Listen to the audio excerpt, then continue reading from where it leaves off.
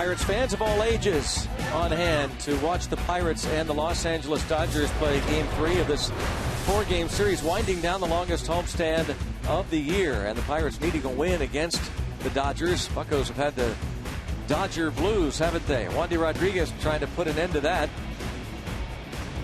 While the Pirates will have their hands full with the reigning Cy Young Award winner Clayton Kershaw.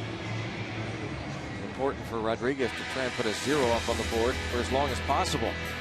And the lineup for the Dodgers under Don Mattingly features Shane Victorino leading off. Mark Ellis, Matt Kemp, Hanley Ramirez follow. Then it's Andre Ethier, Juan Rivera, and Luis Cruz has 4 hits in the series. A.J. Ellis catches and bats 8 for Kershaw. The veteran, 33-year-old Wandy Rodriguez. His numbers brought to you by the Western PA Chevy dealers. He's going to need to be at his best. No guarantee that Kershaw is going to throw a shutout. So these kind of matchups, sometimes you have to win 1-0, 2-1. You get 3 runs, well, you work with it. But he needs to go deep in the ball game and not force the Pirate batters to play catch-up tonight against one of the best left-handers in the league. And hopefully use what has been a solid defense much of the year. The outfield, Andrew McCutcheon. The wingers, Garrett Jones in right, Starling Marte in left. At corners, Gabby Sanchez, Josh Harrison. For the Pirates, Jordy Mercer at short, Neil Walker at second, Michael McHenry behind the plate. So a new look to that left side of the infield with Jordy Mercer getting one of those rare starts, and Josh Harrison giving Pedro Alvarez a night off against the tough lefty Clayton Kershaw. And here is Shane Victorino. An 8-game hitting streak for the fly-in Hawaiian.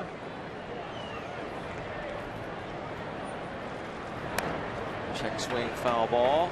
Victorino hit a home run, his first as a Dodger on Monday, followed by Mark Ellis.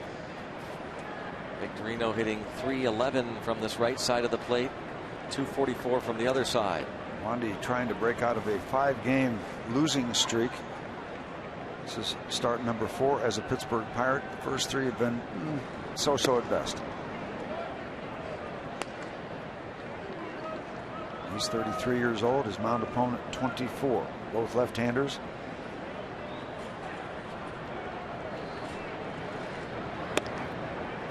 And might we say, Steve, it is great to see you again. That I know you missed the other night with the case of the pink eye, but you're back. I know last night you worked with Tim. Yeah. Again, you felt fine, right? Yeah, 100%. Yeah, it's an annoyance more than anything else, but it's very uncomfortable, and it's very contagious, very catchy. So I was not at the ballpark Monday night.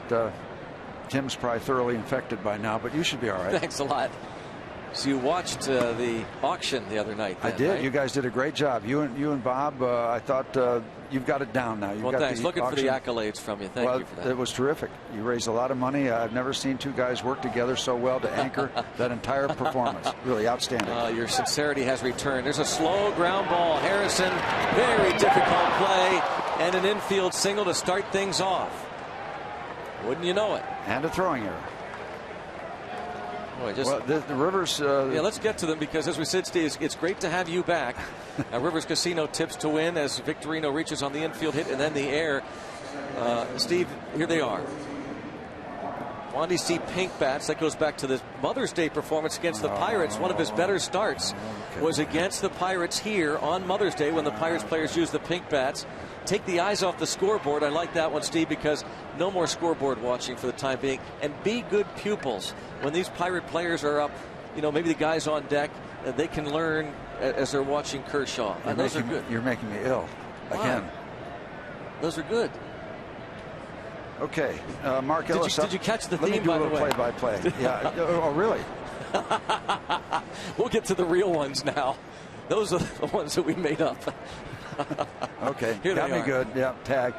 Cash in any opportunity because there's chances are you won't get many against Kershaw. So if you get one, take advantage. Airtight defense. Well, we've already seen an error.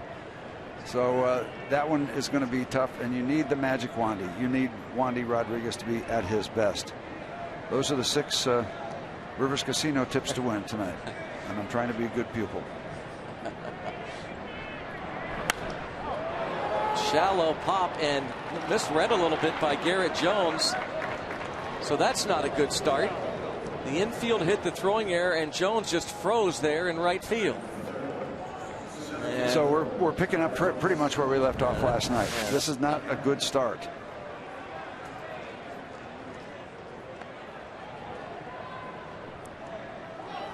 Just He's got to make a real quick. You got to read it very, very quickly to make the play. It didn't happen there, and Wandy's right in the soup.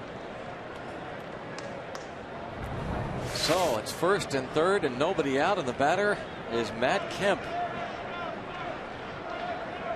Just the guy you want to see in this situation. Last night, Correa retired the first 6 men he faced. Gave up a run in the third, and then an ugly fourth inning where ball didn't leave the infield. That ball headed up the middle, fielded, and an out call there. And now Walker is hurt. Walker gets the out, and he came down hard on his hand, and maybe a finger situation or a wrist. This looks bad. This looks worse than bad on a thumb, wrist, hand. Could be an extremely costly out. 1-0 Dodgers, and Neil Walker in obvious pain.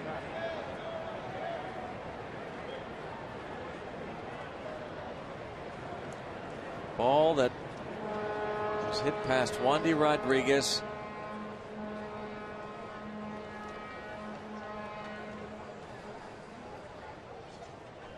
And this crowd just silent as Neil Walker, who's having such a solid year offensively and defensively. And Potenziano, the assistant athletic trainer, helping him up. Yeah. Obviously going to need another infielder. Hand, wrist, thumb, finger. We'll let you know the bad news. It's pretty bad. Hopefully it's not as bad as it looks. Pedro Alvarez will come out to play third, and Josh Harrison will move from third to second.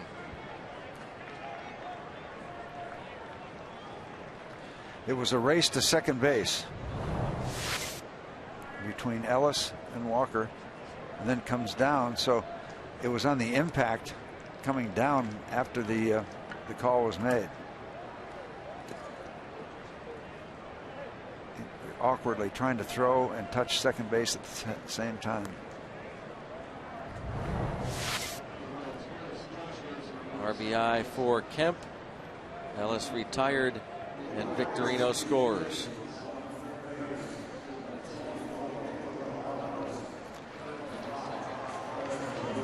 Alvarez bats in the 2 spot. His good buddy Neil Walker helped off the field. Josh Harrison moving from third to second.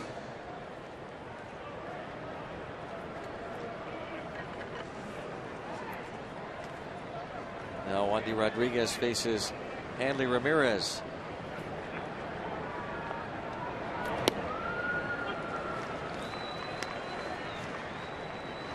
Strike one.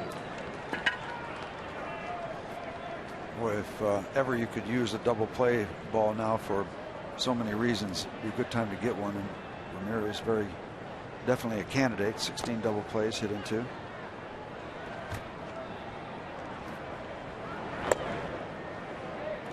1 ball, 1 strike on Hanley Ramirez.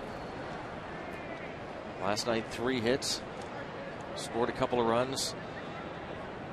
A 2-run 9th inning double. Not the way you want to start a game with an error and an injury.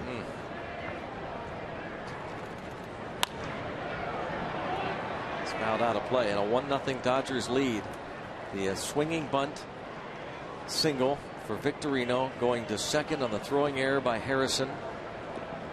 The ball into right field, hit by Ellis, that Garrett Jones misjudged. Let it drop in front for a base hit, and the ground ball up the middle, fielded by Walker, that led to what looked like a very serious injury. And there's bounce to third. Alvarez right away tested, low throw, and safe at first. A double play ball, but Alvarez's throw to Harrison was low and a bit awkward. And both the new third baseman, the new second baseman, tested right away. And here comes Clint Hurdle to argue the call of Angel Campos.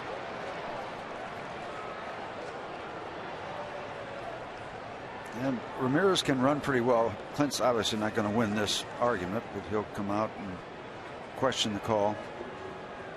Second straight night that Hurdle and Campos have had a discussion, going back to the play last night, a collision with Walker and Kemp. Well, there's two long throws involved to begin, and then you got the low throw. It makes it a little bit difficult for Harrison. And Ramirez runs pretty well, and he's got a lot of stolen bases, so it's not like he's that sluggish running the bases. So that combination eliminates the double play possibility. Closer look, low throw.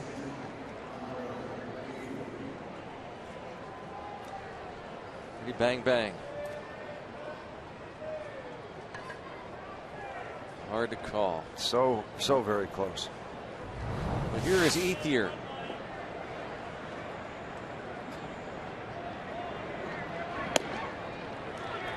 Well, all things considered, if we keep it to one run, you hate to settle for that. But it's up on the board already, and the Pirates continue to have first inning problems. First inning, opponent scoring first regardless of the inning. Shot into right field. Hanley Ramirez will head to third. Base hit for Andre Ethier. You could hear the crack of the bat right up here. He got that one rock solid. I'm glad it was on the ground.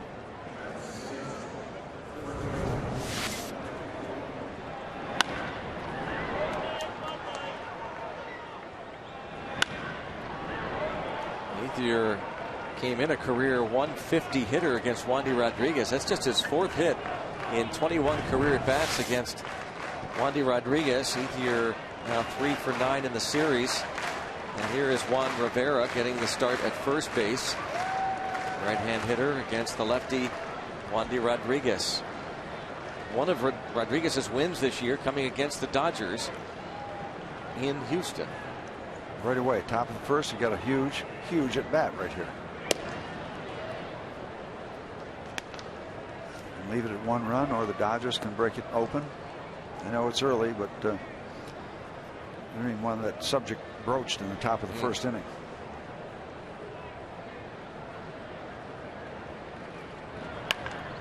Now ball sharply hit. A look to second, a throw to first. And 6 men come to the plate. They score a run. There's an error and a big injury. We'll keep you posted. Clayton Kershaw takes the mound.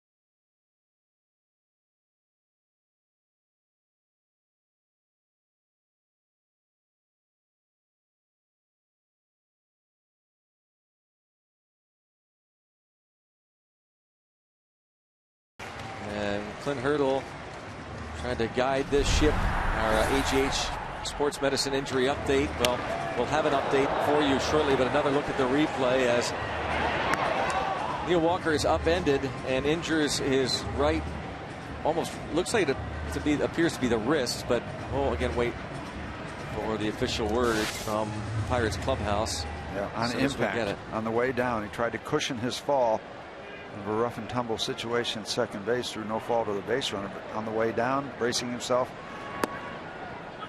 hurt himself. Clayton Kershaw, he's been very, very good. 10-6, 2.88 ERA. We'll tell you a lot about him as we go along. Cy Young Award winner last year. We'll start with that as a foundation, and he is very good. It's going to be a challenge, and you want to keep the Dodgers as close as you possibly can so that if you do get the opportunities, cash them in, and they're good enough to count.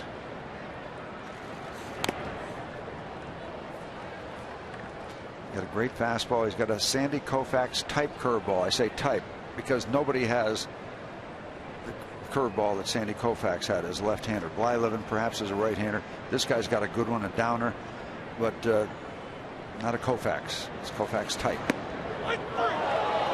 Starling Marte is caught looking. Lineup brought to you by Toyota. Moving forward, Marte and now Alvarez will hit second instead of Walker. Then McCutchen, Sanchez, and Michael McHenry for the second time this season bats fifth. Garrett Jones in right, then Josh Harrison, Jordy Mercer, and Wandy Rodriguez.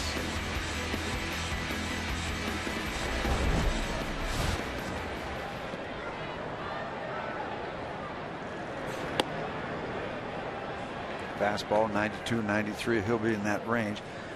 A lot of strikeouts. Yeah, he's ranked among the National League leaders, but only once in double figures. Back in June against Seattle, he punched out 12. Everything else single digits. But he is capable of big-time strikeouts. He's ranked all over the charts, including a very subtle ranking. He's tied for second with 7 pickoffs. So be alert if indeed you do get on first base.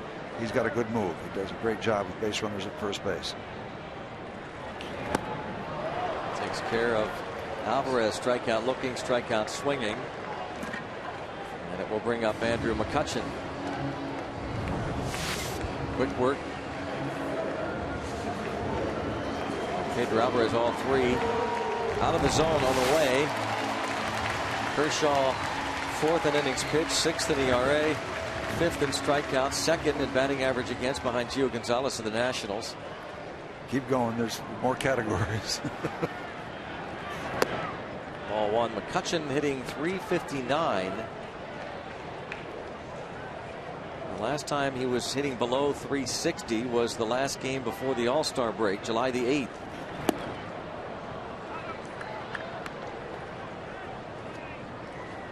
This really has become the, I think, defining part of the season, this stretch right now. And they were going to be tested coming into tonight with Kershaw.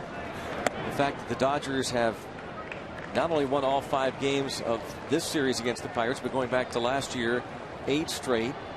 Dodgers playing very good baseball. Chad Billingsley was the winning pitcher last night, 8 shutout innings. And now they lose their second baseman at the very start. And McCutchen grounds out, and it's 1-2-3, and out after 1. It's a 1-0 Dodgers lead.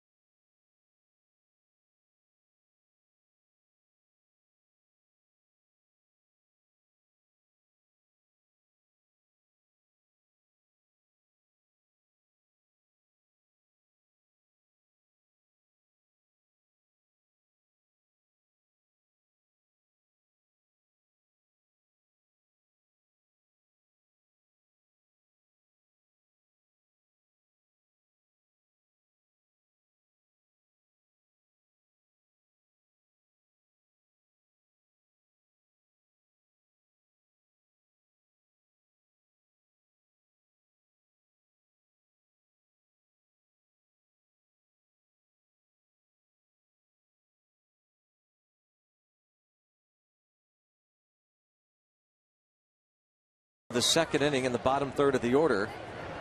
We just got word that Neil Walker left with a dislocated finger of the right hand. Maybe the best news we could get. I really thought that could be a really serious wrist injury. Not to say that the dislocation of a finger isn't pretty serious, but you know, by the looks of things, it could have been worse. It looked like a broken bone, maybe at least. Luis Cruz had a fine series. 0-2 the count. Cruz last night, 3 hits, 3 RBIs. And he goes down on strikes. Let's go downstairs to Dan Potash. All right, guys, thank you very much. Well, we did want to let you know that the Pirates clubhouse was closed earlier this afternoon after the media went in for a short time. And while we do not know what was said in that meeting, manager Clint Hurdle did tell us what he thinks about players-only meetings as a whole. They say what they need to say. There's always a couple individuals that try and take the initiative to get it moving in that direction. And you try and get feelings out, thoughts, observations, comments. And more or less, it's just kind of a self-cleaning. Honest evaluations from other players. The players, can be helpful at times. So I think it's always, at least the group I've had here, have always come out in a much better place. Guys, Clint was asked after that if this was a good time to hold that type of meeting. His response, well, who's to say it's the first time that they've had that kind of meeting this season? In other words, what's said behind closed doors stays behind closed doors, Greg. All right, Dan, thanks very much. And I'm always curious to get your thoughts, Bob's, John, the guys that played the game. And it seems to me, just having watched it for a lot of years, and this is not meant in a disrespectful manner, but I get the impression that meetings are held, unfortunately, when teams are struggling. I don't know that you have meetings in the middle of a 10-game winning streak. No, never. Yeah. My take is that they're very well intentioned. Yeah. They're very well intentioned. You may get some things out. Does it make you play better? Does it make you win? No. But if you feel like you have to do that and you got some things you want to say, I've got no problem with guys saying. That's good. In terms of motivation, I was never involved with one that made you play better. A base hit by Clayton Kershaw on a 2-1 pitch. His 8th hit of the season in 41 at bats. He's not going to allow his mound opponent to have a quick inning.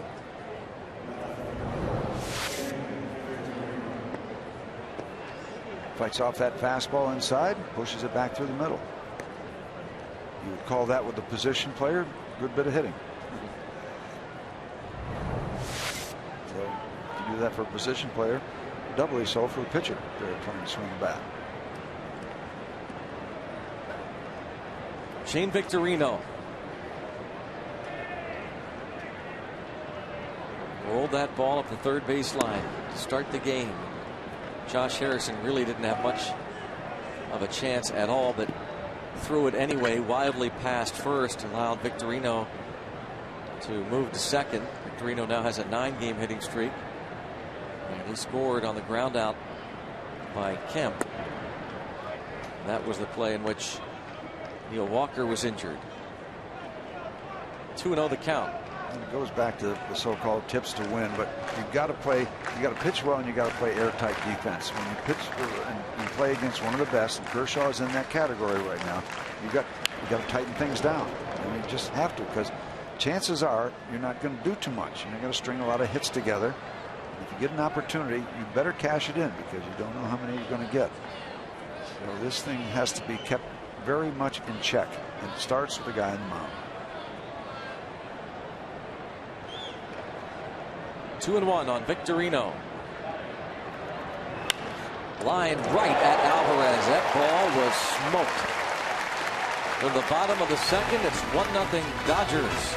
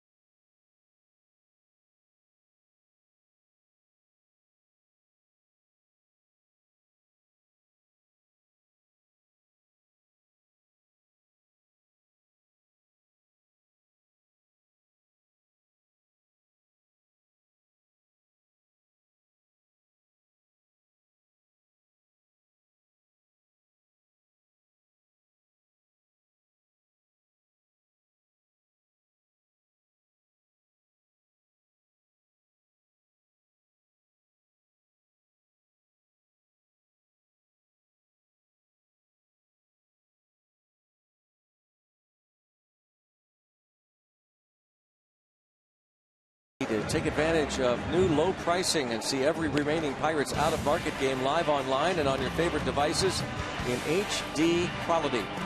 Visit Pirates.com to order and get more details. MLB.tv. Baseball everywhere. Gabby Sanchez will lead things off here against Clayton Kershaw.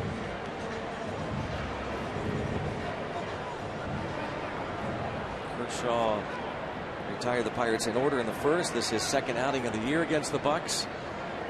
He pitched the Dodgers home opener. Was not around for the decision, but no surprise he pitched well enough to win. He gave up just 1 run in 7 innings. That run came in the 7th.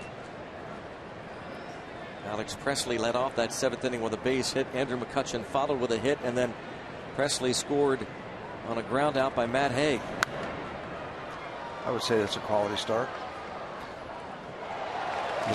Steve, the starting lineup that day, 4 games into the season for the Pirates, was Tabata in right, Presley in left, McCutchen in center, Casey McGee at third, Matt Haig at first, wow. Neil Walker at second, Barajas catching, and Barmas at short.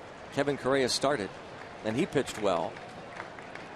The Dodgers won on an Andre Ethier 2-out homer in the 8th off Jason Grilli. But we do get so caught up when the season begins on what that roster will look like out of spring training. Oh, that's 4 games into the season.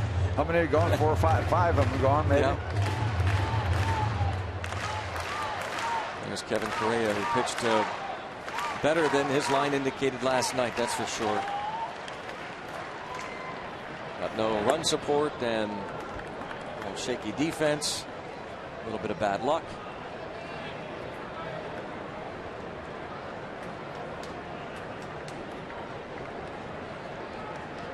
See that Kershaw curveball at 73 miles an hour. He's got another breaking ball he throws harder, the slider.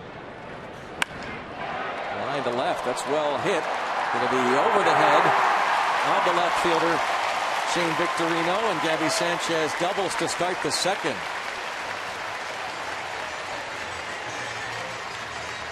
I don't think any major league hitter goes into a situation against a top-notch pitcher by saying, I can't hit him. You can't have that mindset. You got to go up there. Gabby Sanchez, he knows he's capable. Rifles it to deep left center field. So you've got to have the right mindset, and you're not at this level unless you do.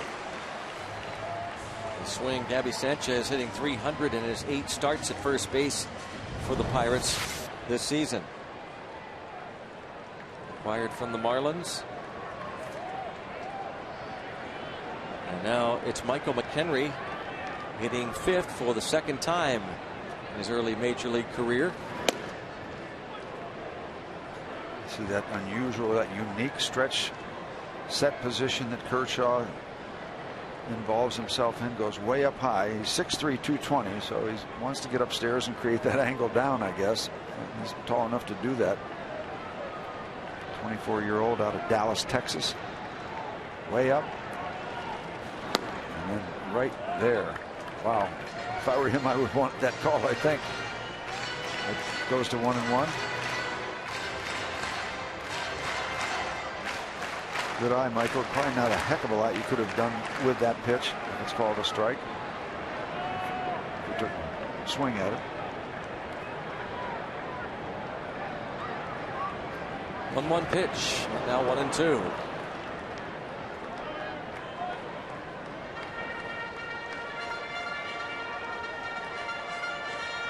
Michael McHenry with 11 homers, 32 RBIs on the year. Kershaw trying for his 11th win of the season.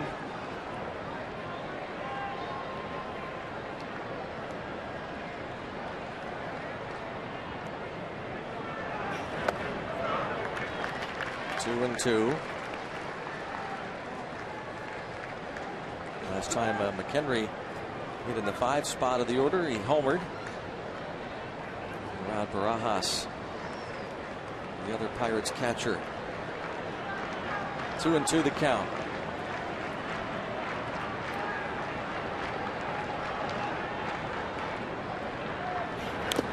That's a piece of it.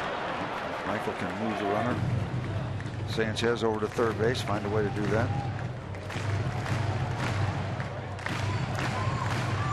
There's the path. Third, looking out to second. It's like a short little trip. A couple steps and you're there, right? Kershaw 21-5 last year to win the Cy Young Award.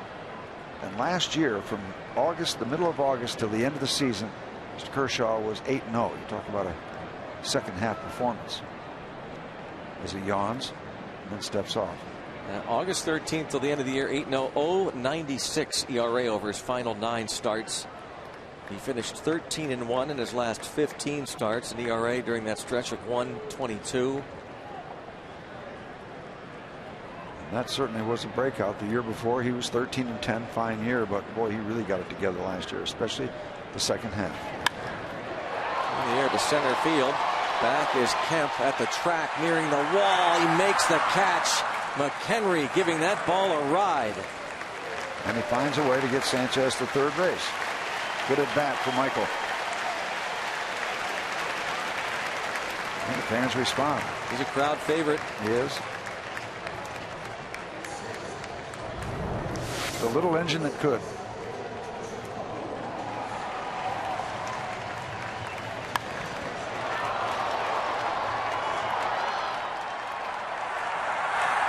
A lot of carry on that ball. Kemp was able to stay with it. The height helped. Infield would concede a run. Kershaw conceding nothing, of course. Kind of runner third and 1 out. Yeah, he's going from a stretch looking completely away from the runner. Of course, that's not his priority, but I see a lot of left-handers in this situation go from a wind up to keep at least an initial look at the runner at third. Clayton's got his back to him.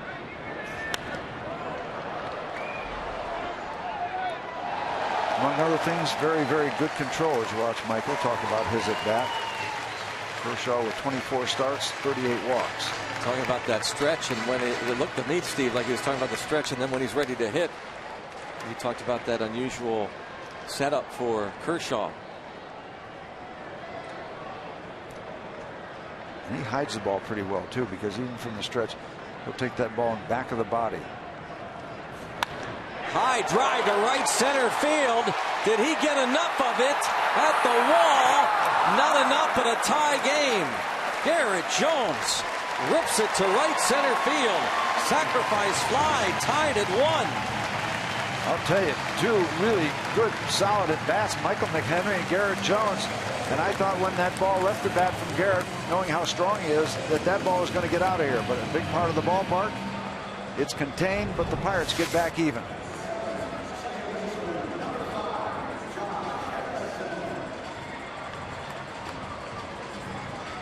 Garrett Jones hitting that ball very deep, and Ethier making the catch, but a tie game at 1. A little victory for the Bucks. A fly ball again toward right center field. Josh Harrison flies out to Ethier. Gabby Sanchez doubled. McHenry drove one deep to center. Jones deep to right. Tied at 1.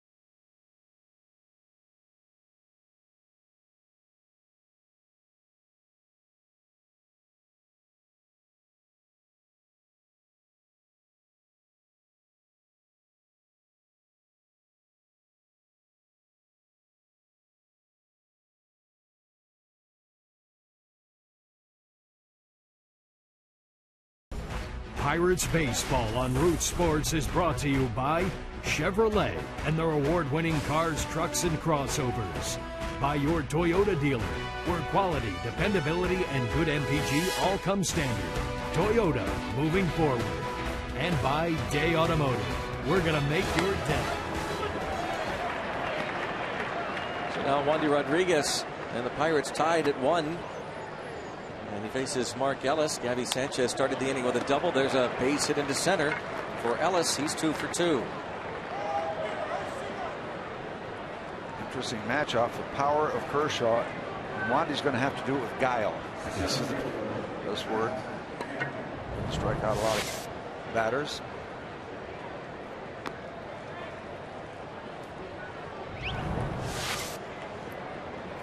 Brings up Kemp, who hit that bouncer that was headed up the middle.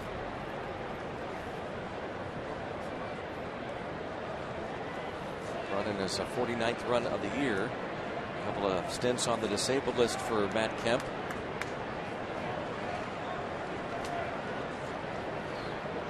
.238 career hitter against Wandy Rodriguez.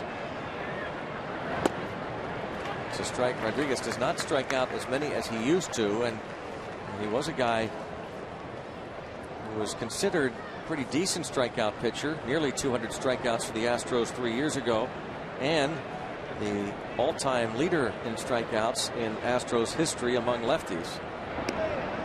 Last year, he surpassed Bob Nepper in that category. Most strikeouts by a left-handed pitcher in Astros history.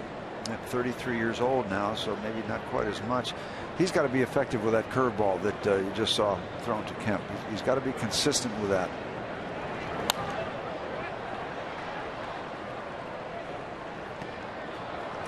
Barrel Automotive League leaders average against lefties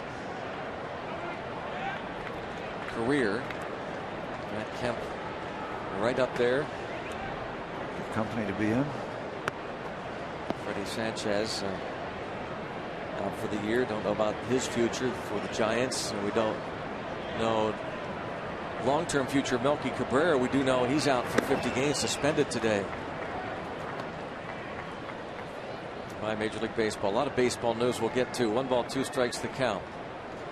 Melky Cabrera tested positive for testosterone, performance-enhancing drug, and he provided a statement that said he apologizes for the mistake, and this season was right up there among the league leaders and the All-Star MVP.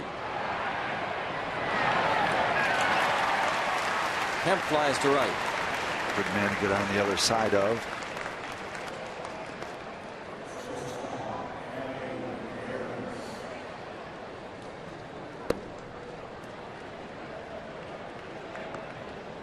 Now our Day Automotive matchup of the day, Hanley Ramirez, his career against Wandy Rodriguez, running .409.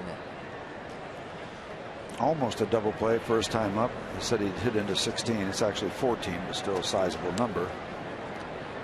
The ball was sharply hit. The Pirates had a chance to turn it. It didn't happen.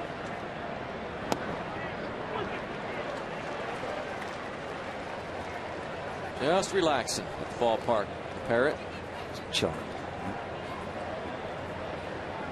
Oh, I see an old buddy up there in the red shirt, Glenn Merlin, one fantasy camper. Good man, great Pirate supporter, Glenn Merlin.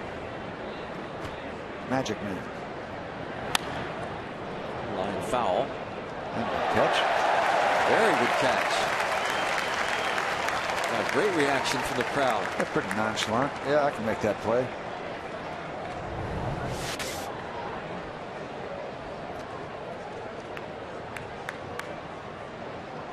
Excellent. They've done a great job all year. 0-2 on Hanley Ramirez.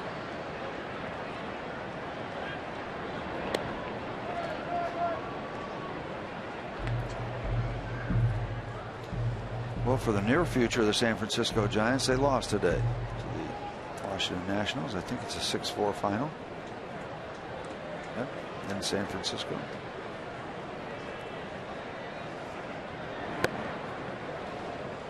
Ramirez takes. Wandy grabbing at that ball, which not delivered anywhere near where he wanted it to go. Clint Hurdle admitted that his last time out, he thought that he was really hurrying to perform well here, his first home start after being acquired from the Astros when the team was on the road. He made his first start in Houston.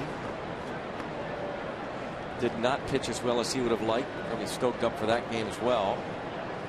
He walked 5 6 innings. Hurdle really likes his pace his second start in Cincinnati. 7 innings, 3 runs.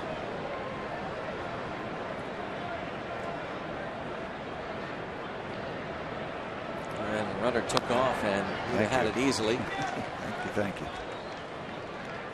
You know, Wandy Rodriguez is one of those guys that hasn't put up spectacular win numbers year after year after year, but when you look at the body of work, it's been a very consistent career. You can depend on him to give you innings. Thrown a lot of innings among league leaders. Yeah, you look at the last 7 years, Steve. Yeah, top 10 among lefties in the National League in wins, innings pitched, strikeouts, opponents batting average against. Very dependable. That's where you look for that. That's a premium quality for a starting pitcher in the major leagues. Can we depend on this guy? And for years, the Astros did.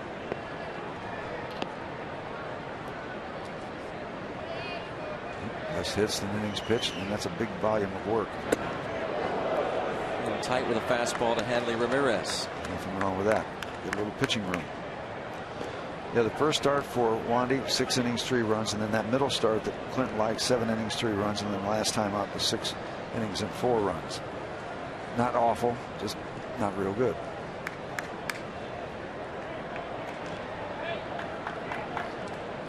Two and 2, 1 out, a 1-1 ball game. Check swing, 3 and 2. We'll get another look on that.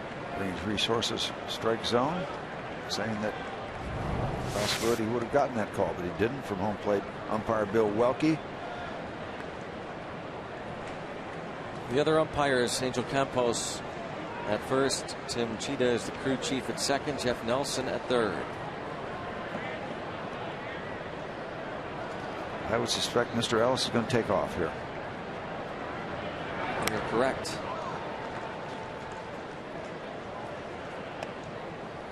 Usually if somebody's running early in the count, when it gets to 3-2, 1 out situation, good chance of seeing him take off again. Mattingly, excuse me, skipper of the Dodgers.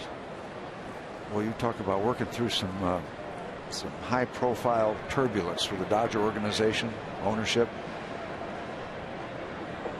They're playing good baseball. Get away from the tabloids and all that other stuff. All 4. It's back-to-back games that the Pirates don't get a call. I don't know how close that one was, but there's a similar play on a 3-2 pitch and a ball 4. I believe that was in the 3rd inning last night when they went ahead and followed through with the play. Last night, Jeff Nelson was calling the balls and strikes. Our bench barking. Bill Welke.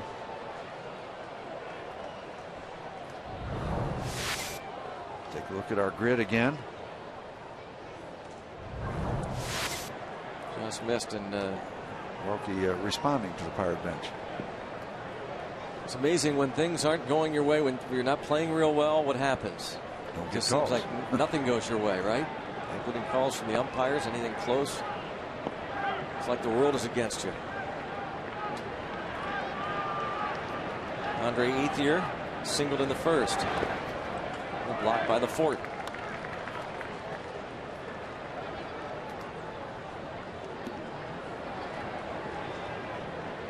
A rare hit for Ethier against Wandy Rodriguez.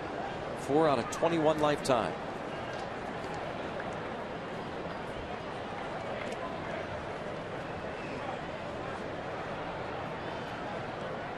.221 average this season against lefties for Ethier.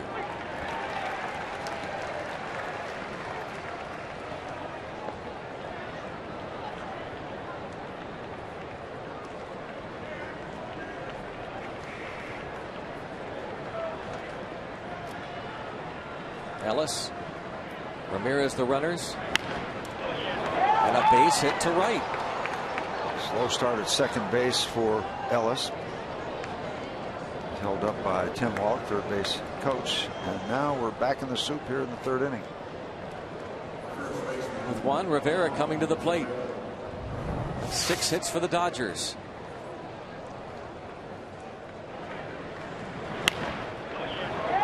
Ball exactly blistered, but hit well enough to get through the hole. I see the hesitation at third base. Wanted to make sure that ball wouldn't be caught in the air. Otherwise, there's nothing to hold up for. Ground ball, he's got to be off of contact. The ball had a little hump in it before it got to the outfield. Searage out to talk.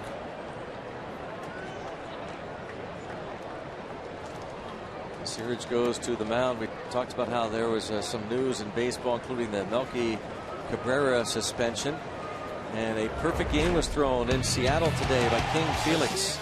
Felix Hernandez, the first perfect game in Mariners history. It's the 23rd perfect game in Major League history, and he joins Matt Cain of the Giants and the White Sox Philip Humbert this year to throw perfect games. It was on Root Sports. That's fabulous. In Seattle. Fabulous.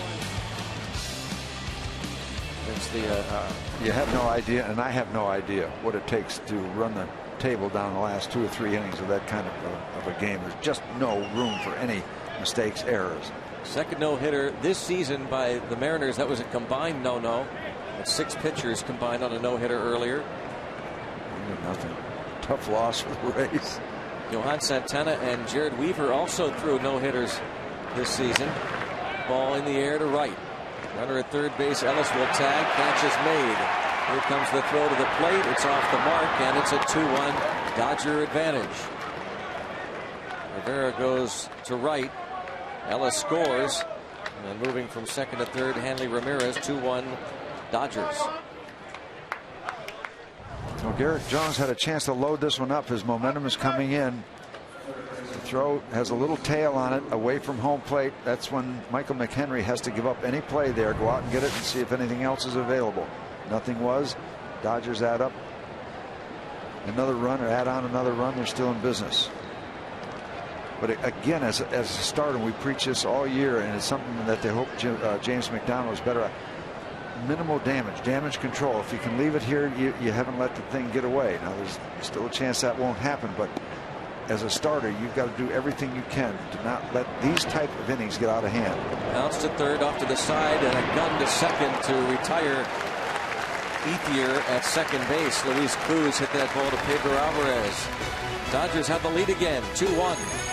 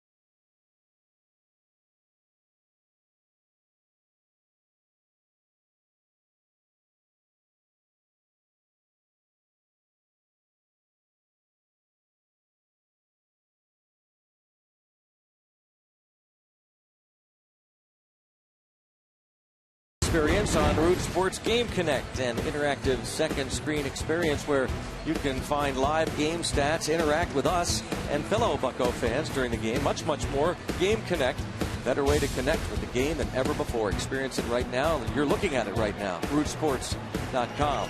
Immediate information. Yep. Up to date, current. Jordy Mercer leads off against Clayton Kershaw. RootSports.com, Game Connect. And Kershaw in that second inning elevating the ball. A lot of balls hit well to the outfield. A lot of distance involved when you look at the Sanchez double. And some more action deep to center field, and then a couple balls well hit to right field. He went 6 1/3 last time out in Miami. He's won 3 in a row. Impressively. Dribbler. Ellis throws out Mercer. Yeah, his last 3 wins, he's worked 22 innings, giving up 3 runs. That's an average of 1. You can probably get that on the Game Connect. 1 run per game, 3 starts, 3 runs.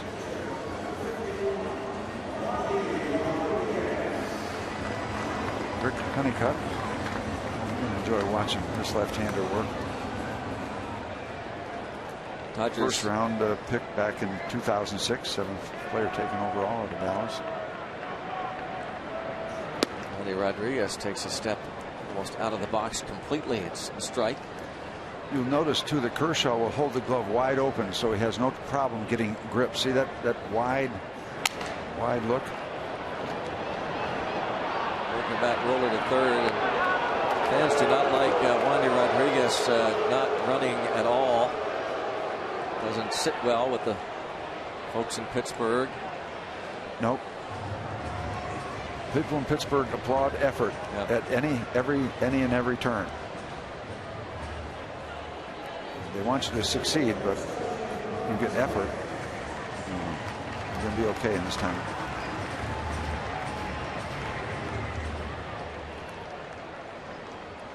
Starling Marte with 2 outs and nobody on.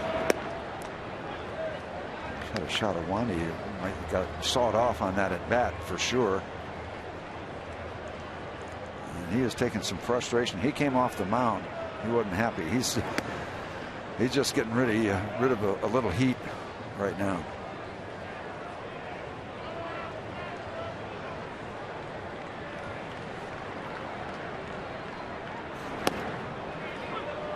One and 2 on Marte. Struck out looking in the first.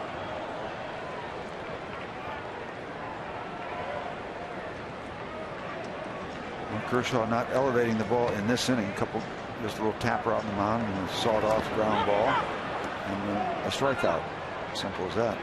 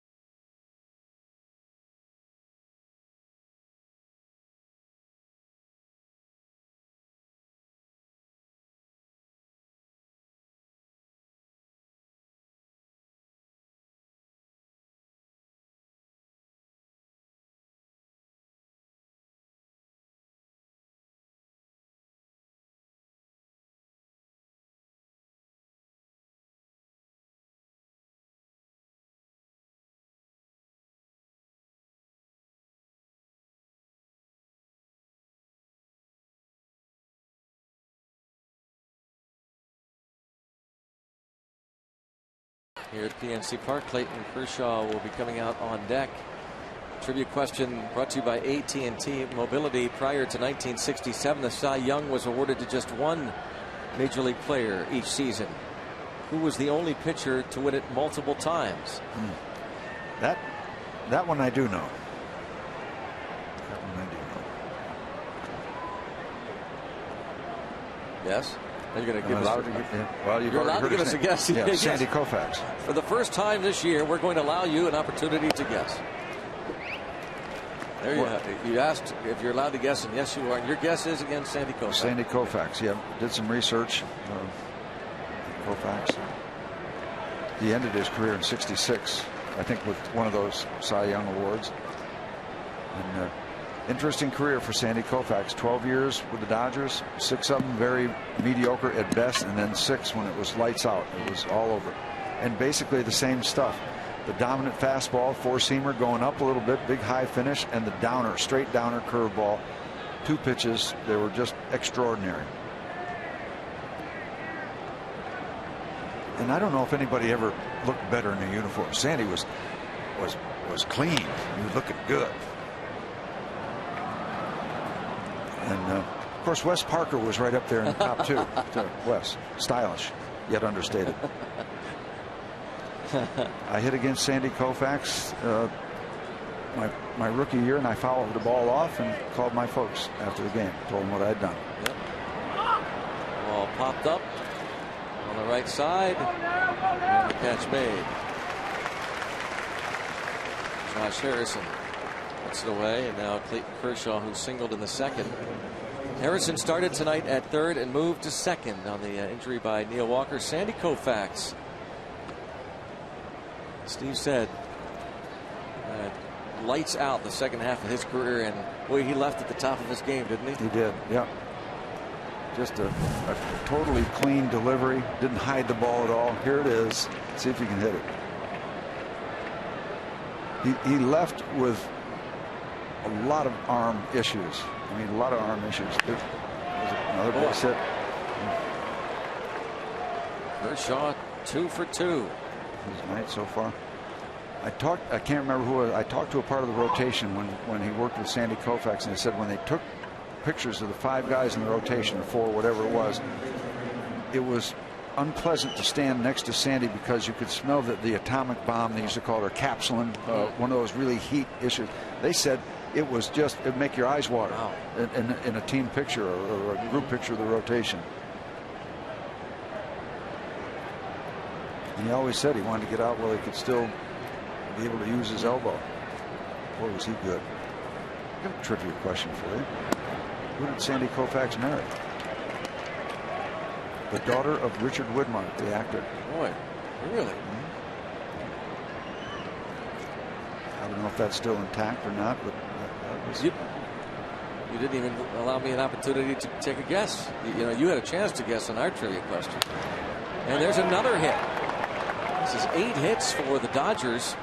It's the second hit for Victorino. Back-to-back singles. Kershaw to left field, and now Victorino to right.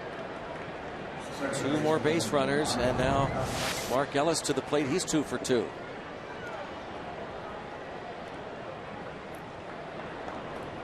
All right, I'll give you a chance for a trivia then. Who's the name of Chuck Barris's first wife from the Gong Show? Carol. Well, good try.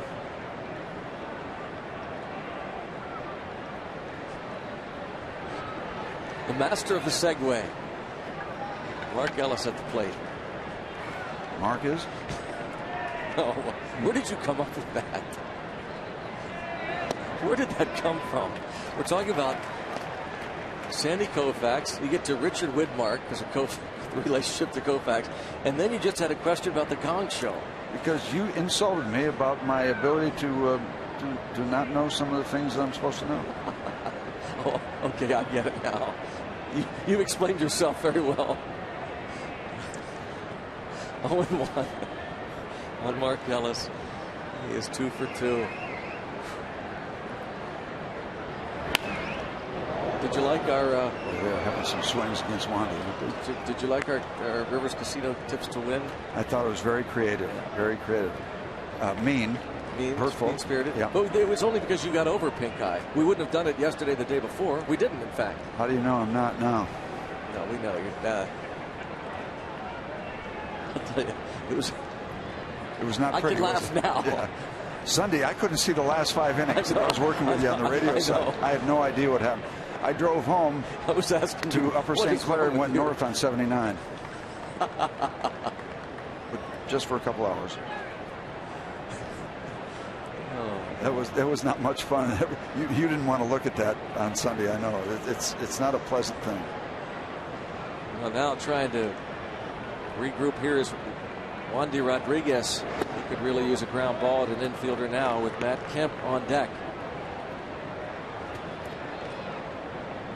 1 ball, 2 strikes. Conjunctivitis is what they call it. It's not much fun. A lot of kids get it. Doesn't sound good, doesn't look good. No, contagious. Hitting is contagious for the Dodgers tonight. 2-2 the count on Mark Ellis. The 9, 1, and 2 hitters with 6 of the 8 hits off Wandy Rodriguez. Kershaw, Victorino, and Ellis.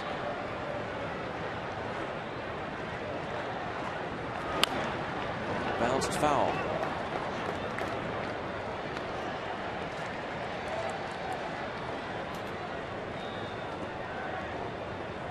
Last night, Luis Cruz started at second base. Ellis on Monday was 0 for 4 with a walk. There's Luis Cruz tonight starting at third base.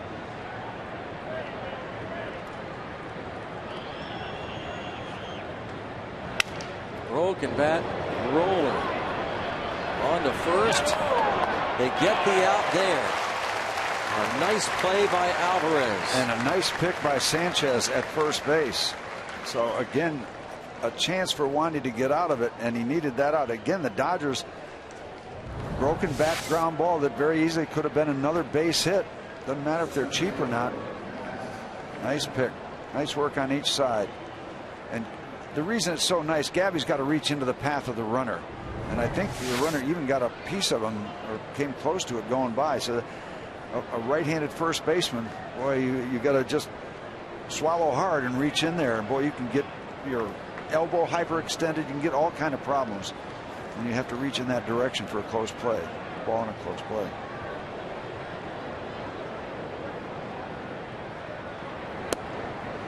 Big time situation here with Kemp at the plate. Drove in a run on the ground ball in the first inning, flied to right in the third. The way Hanley Ramirez hits Rodriguez, it's almost like, as weird as it sounds, that he'd prefer to get Kemp. Pick your poison here. Pick your poison. He's pitched well over the years against Kemp. 1 ball and 1 strike. Tonight Ramirez has grounded out and walked. This might be a shot in the arm if you can leave these runners on, because they've been firing at number 51 out on the mound.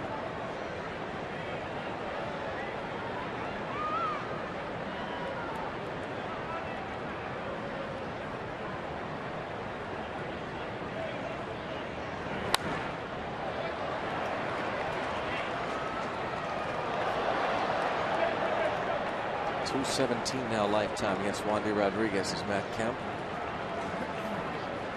That's such an unlikely number. Once again, you can't predict, you can't assume anything. This guy, you would think, would wear out a left-hand pitcher. An overpowering pitcher at this point in his career, for sure. And on the other hand, Hanley Ramirez hitting .400 lifetime against him. Yep. And the other way, drops in. This will score 2.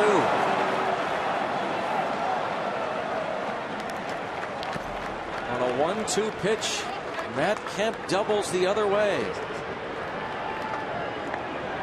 And you're giving Clayton Kershaw too much room.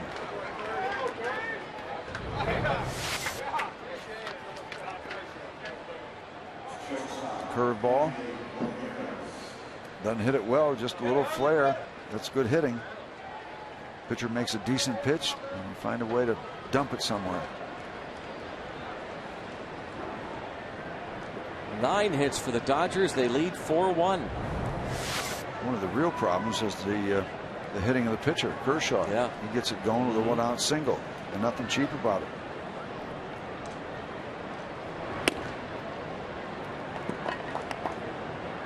Now you saw a frustrated Wandy Rodriguez in the Pirate dugout. I mean, he's got to be just boiling inside right now. We're in the 4th inning. He has given up 9 hits and 4 runs.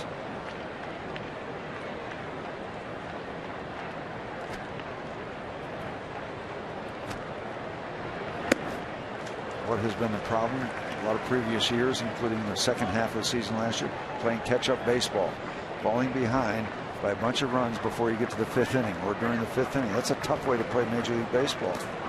It puts the heat on everybody. Your rotation, your starter, obviously, your bullpen, and each batter that comes up for the Pirates. Tough on everybody, including these thousands of people sitting in the stands. Opposition has scored first in each of the last 9 games. When the Pirates score first, they're 34-12 this year.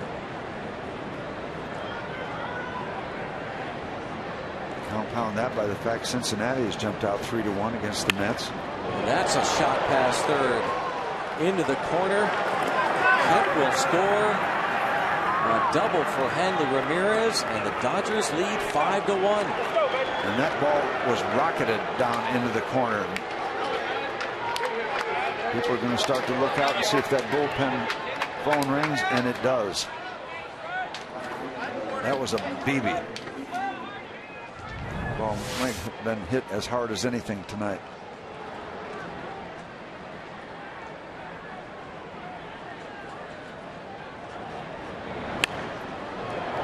Shot past third. Hanley Ramirez with his 69th RBI of the year, his 21st as a member of the Dodgers. Michael McHenry took the slow walk out to the mound as Ken Hurdle calls upon Chad Qualls. No Dodger blues against the Pittsburgh Pirates this year. Ray Searage will go to the mound. By time. This is just the purchase of time. He's the beneficiary, but he's been a part of this offense also. He's 2 for 2. Rodriguez got the first man, Ellis, to pop up before Kershaw hit the ball the other way, as did Victorino. Then the slow roller, both Alvarez and Sanchez combined on a nice play to retire Ellis. Kemp then doubled the other way. Hanley Ramirez pulled that pitch into the left field corner. Tony Watson joins Chad Qualls. Qualls got knocked around last night. The batter, Andre Ethier, he has 2 hits. 10 hits for the Dodgers, leading 5-1. And not the damage control here in the 4th.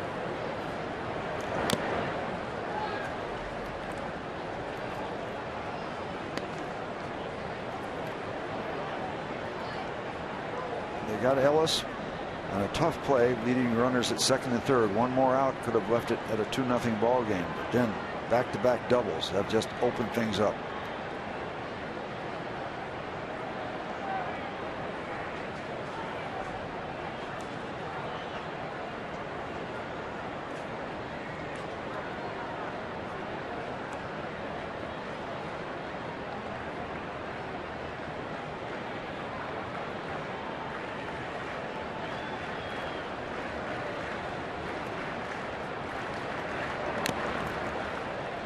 Oh, 2 count on Andre Ethier.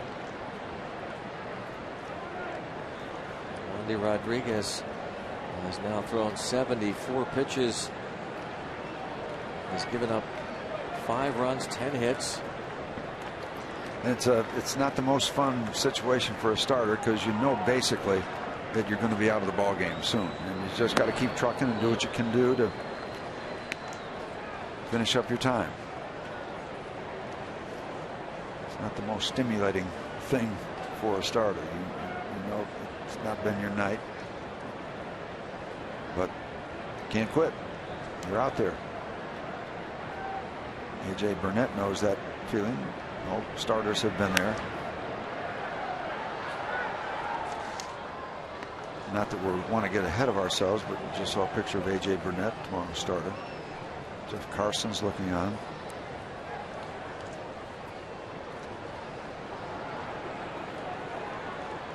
One ball, 2 strikes, 2 outs, 3 runs in.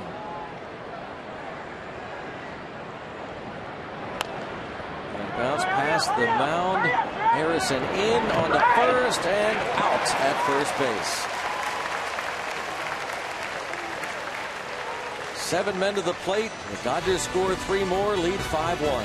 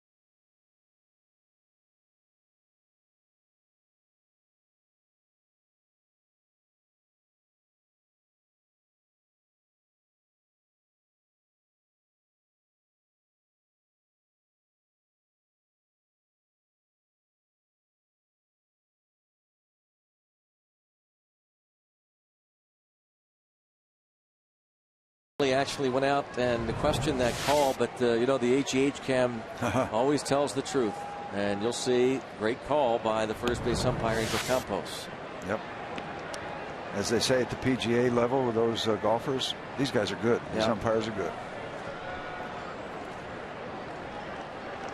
Pedro Alvarez leads off, McCutchen to follow. Ball, 1 strike. Alvarez was not in the starting lineup.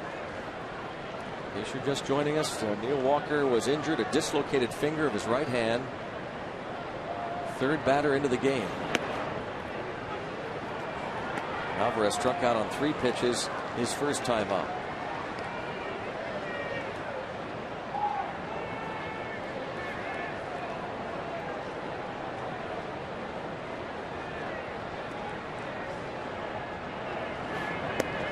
Kershaw has that wide open glove. Maybe it's designed that way, or maybe he just opens it up so he can move his hand around so he can fix a grip.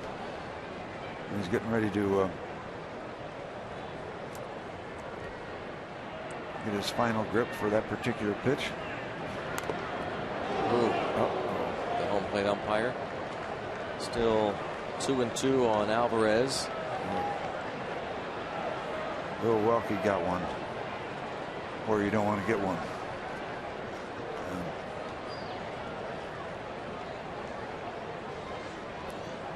Going to be looked at by the trainer and fellow umpires.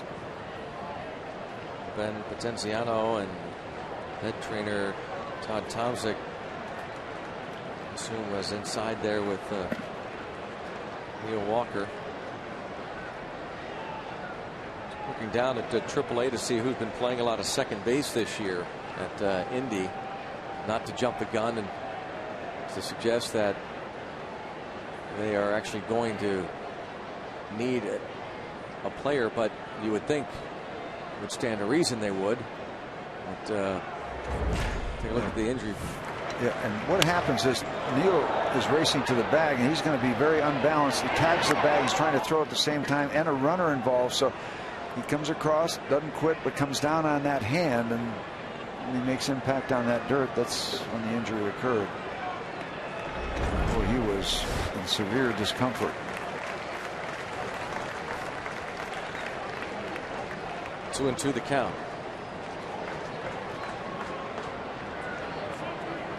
Anderson Hernandez is a veteran who was a non-roster invitee in spring training. He's been playing, getting most of the playing time at second base. And Alvarez down on strikes. Number 4 for Kershaw.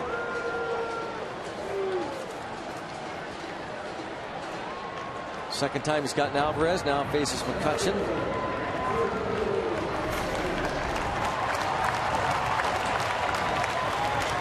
McCutchen 4 for 12 lifetime against Kershaw. Number 22 against number 22. But that might be the marquee matchup tonight.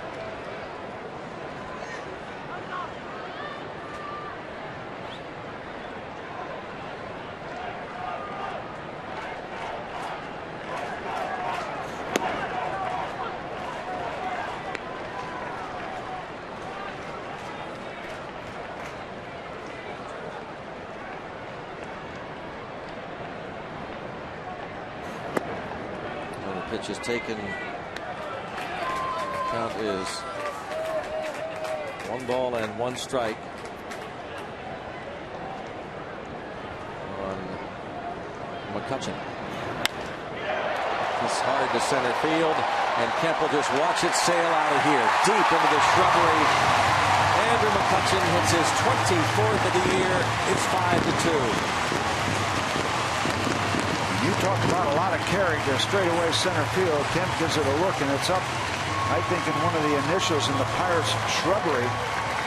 Right into the P of Pirates, his second home run since July 17th. Hopefully jump start perhaps the Pirates as well as the crowd. He goes down, pitch down and away. See the extension. He's going to have to go out and get this ball. Full extension, full delivery. Fairborn.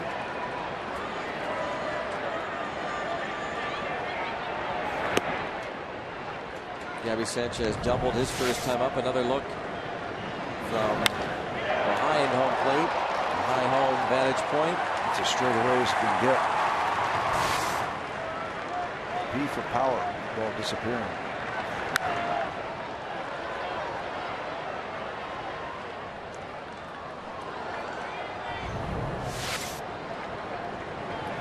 Pitcher's perspective, he's trying to back up. Every pitcher tries to back up and bring it back a little bit. Like he's kind of surprised that he took that pitch out of there, Steve. I think he is. Yep, the pitch wasn't all that bad a pitch. It was away from the center of the plate. It was on the outside part. Gabby Sanchez dribbles one in front of the plate, and he is retired for the second out. Career high for Andrew McCutchen, 24 home runs. Yeah, I wouldn't mind seeing that location again. It looked like he had to extend a little bit. Yeah, that pitch is out of the way. Kershaw can't believe it. That looks as though he's actually looking at McCutchen as he's rounding first base. Like, how did you do that? Yeah. Why isn't my center fielder catching that ball? Solo shot. He hit 23 last year. He's hit 24 to this point this season. Michael McHenry with a fly ball to deep center field his first time up.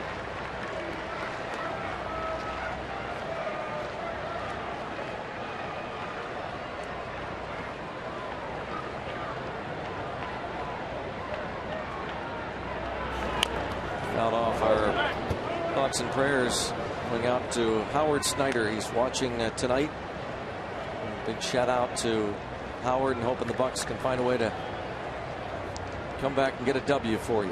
Well, we got to be homered for Howard, and let's see if we can do some more. Yep. Our thoughts, indeed, in that direction.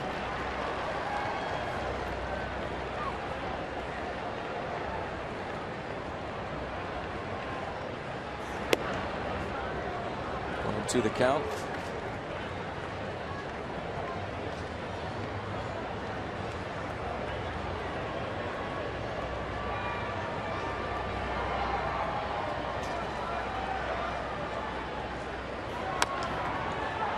Chopper toward third. Can it be an infield hit for McHenry? No. Nicely done by Cruz. Home run for Andrew McCutchen. Reduces the Dodger lead to 3. Number 24 for number 22.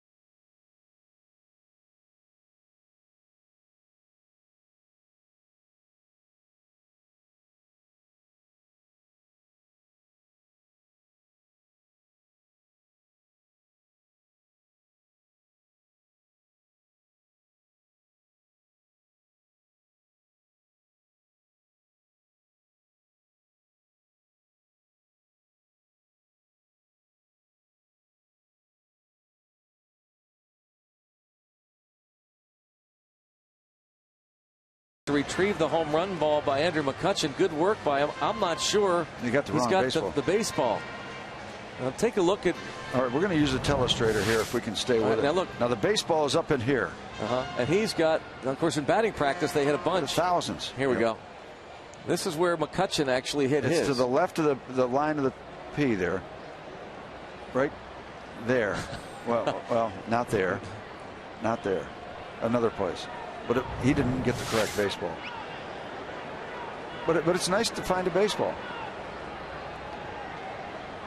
And we're not to call that family and tell them it's the wrong baseball. So we talked about the matchup, 22 against 22. Andrew wins that one. Kershaw winning the big one. I will guarantee you that somebody at some point will go back out there and get the real baseball, because that's a new career high for McCutchen. I'm sure it'll be a memento for him. 2-0 count. 24 home runs at 23 last year. Would love to have had a couple men on base for him. Well, the game seems out of hand. A couple hits for the Pirates, but 2 runs, 5-2. I mean, how many nights do we say it's not out of hand? You got Kershaw out there, but he has elevated the balls. There've been several balls well hit, so we'll cross our fingers and hope that Wandy can give us some more work and do some more damage against number 22 of the Dodgers.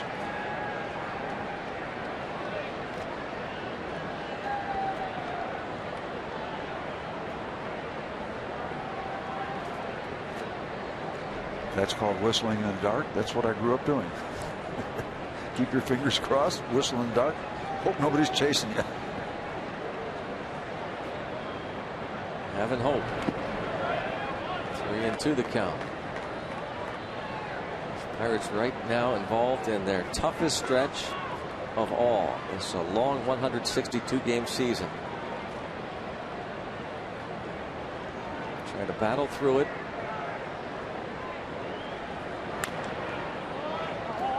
calling a players-only team meeting before the game. Clint Hurdle has talked about how he wants to see more smiles, play like you're 6 years old.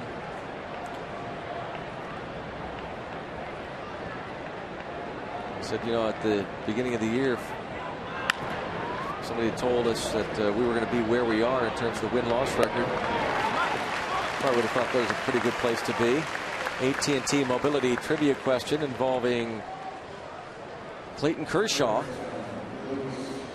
Prior to 67, the Cy Young Award went to just one pitcher each season. Who was the only pitcher to do it more than twice? And there it is, the Cy Young in 63, and then back-to-back years, 65 and 66 for Koufax. Fly ball hit deep to center to the track McCutchen.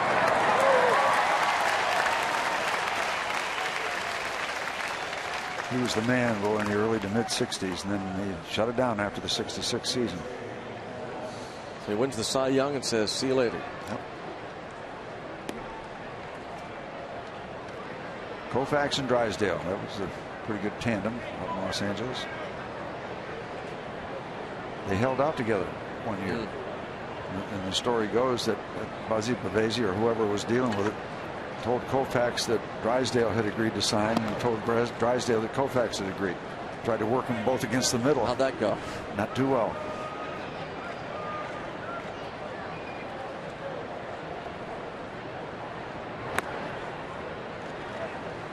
Two-0 count on A.J. Ellis.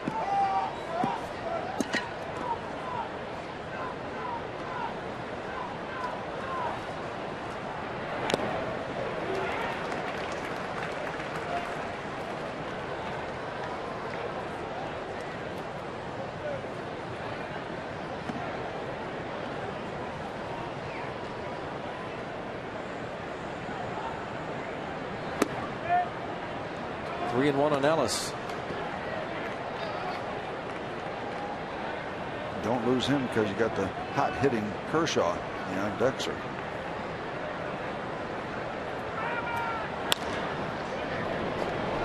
Stabbed by Alvarez, spins and throws and gets. And for the first time tonight, Rodriguez retires the side in order.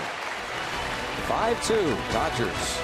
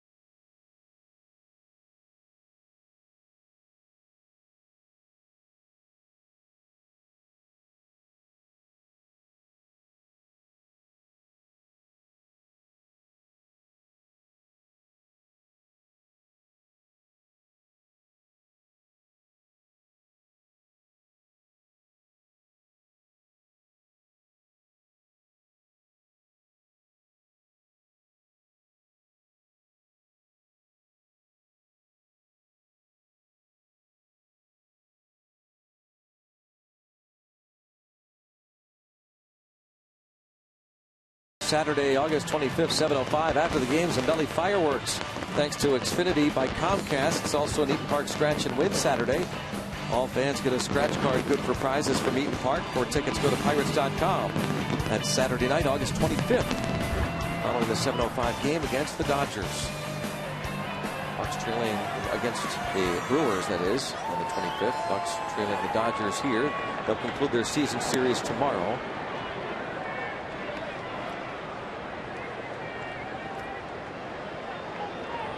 Jones sacrificed fly in the second, tied the game at 1.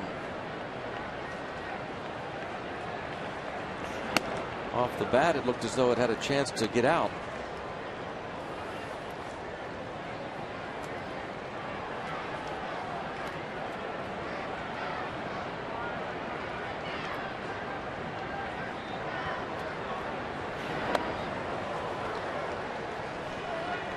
No shutout for Kershaw tonight, but he has 2. Shut out the Cardinals earlier in the year and recently in that 3-game win streak that he's currently riding. He has gotten the Giants.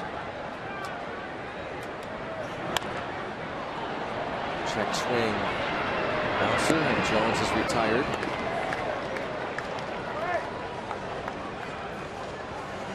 Garrett Jones homered off Clayton Kershaw back in April 2010. Second game of the season. Home opener, Garrett Jones, you might remember, hit 2 home runs opening day. Pirates' big 11-5 win over Vicente Padilla. And then the next day, Jones homered off Kershaw.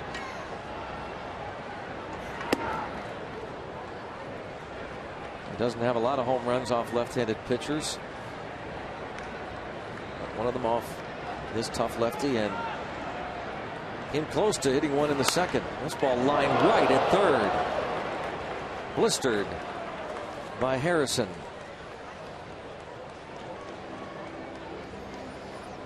Two outs. Cruz will feel that in the palm of his hand for a while. He got up in the webbing. Yeah, see if the strings are still attached. The ball is blistered. Can't hit it much harder.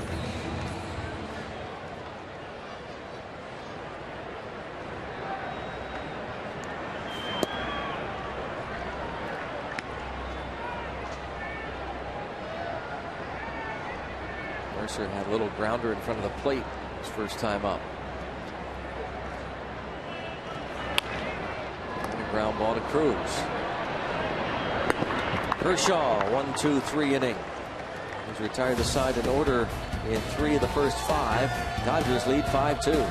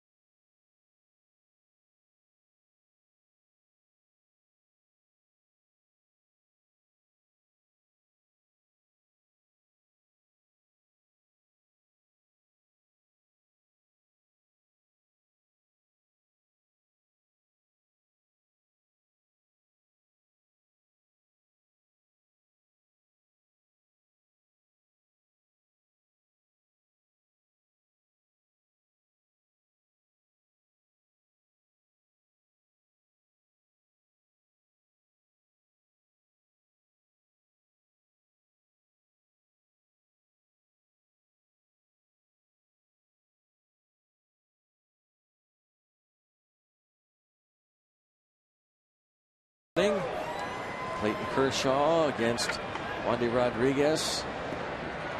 Is the Duchess.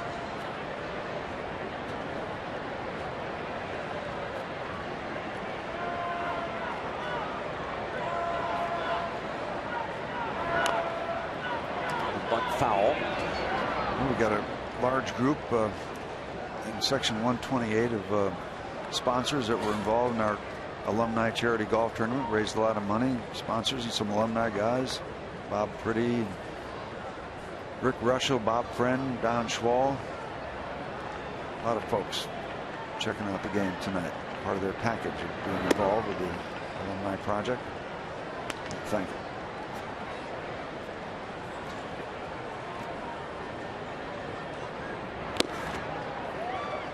1 ball, 2 strike count now on Clayton Kershaw.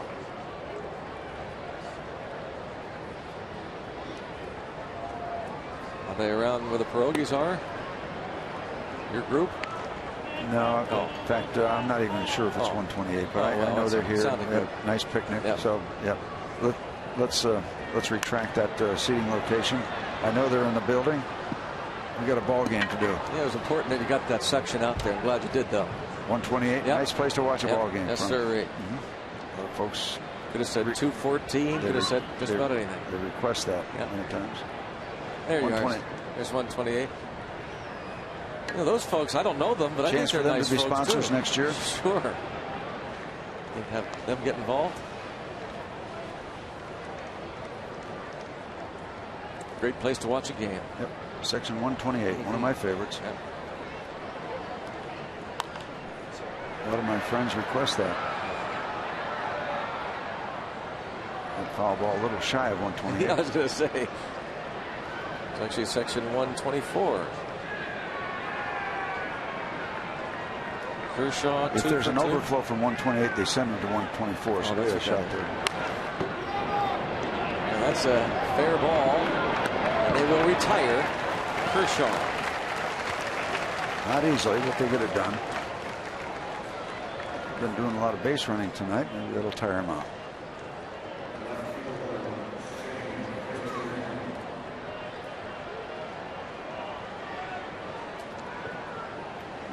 Kershaw is the first out of the 6th, and now top of the order, and Shane Victorino 2 for 3. Really no bad sections in this ballpark. Every section get a great look at the ballpark. Most of them get a look at the city.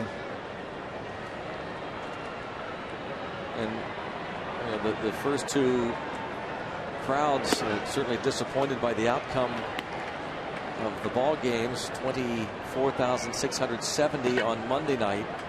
Last night, 22,729. Many of them braved an hour-long delay before we threw the first pitch. This is probably the best crowd of the 3.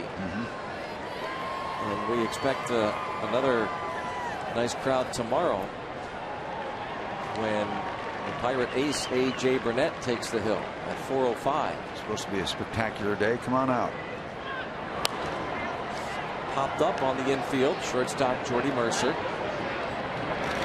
2 outs. This will be it for Wandy Rodriguez. So we do up first in the bottom of this inning. 101 pitches thrown. This Resop loosens in the Pirates bullpen. A little bit of bad luck for Rodriguez in the first. Gave up the leadoff hit to Ellis in the 3rd inning, and then the walk to Ramirez didn't help him.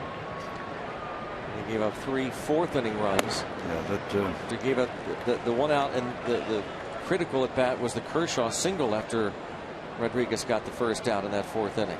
And they got to the 2-out point without scoring, then the back-to-back doubles. Really hurt.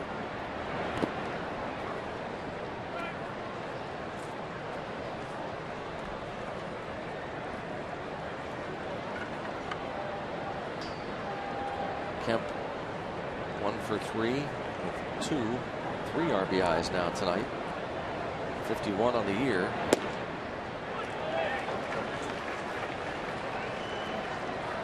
He was very much and could still end up, I guess, being involved in the MVP discussion. And his batting average, even though he came in hitting .359, does not qualify, doesn't have enough plate appearances after he missed the time with 2 stints on the DL with the hamstring injury, while Andrew McCutchen entered the action tonight leading the majors at .359. But you know how the PR work they do and the way they publicize things for the Dodgers out in California. He was hit by the pitch. So Kemp will bat with a man aboard. 1-2 pitch hits Mark Ellis. Ellis on base for the 3rd time. That is playing with fire. Hurdle, is he going to allow Rodriguez to face Kemp? No. Rysop is ready. He's going to make a double switch, and he's down at the start, you know, because the Pirates are going with this 6-man rotation and staying with the amount of relievers. They are already short a position player coming into the game, and then they lose Walker. So Alvarez is inserted in the first inning. Now Barmes comes in his double switch. We'll be back.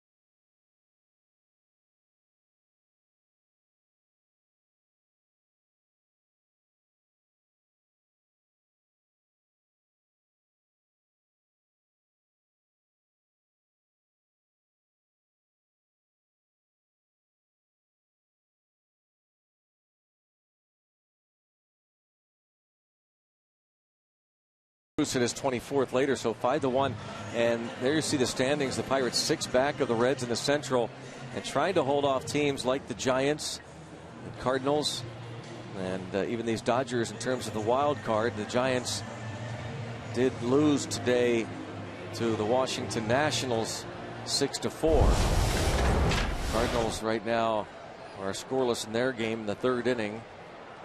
Adam Wainwright on the hill for St. Louis as they're hosting the Diamondbacks. So Barmes at short. Rysop coming into work with 2 outs. It's been better recently for Chris, especially in this ballpark. It's very well recent outings at PNC Park. He got the last 2 outs in the 9th inning last night after giving up a double to Hanley Ramirez. He got James Loney and Luis Cruz. Down 3. You're in the 6th.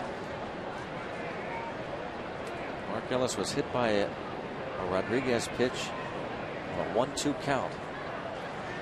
And he took a shot at stealing a base earlier in the ball game, so you've got to keep track of them if you want to keep yourself in this ball game.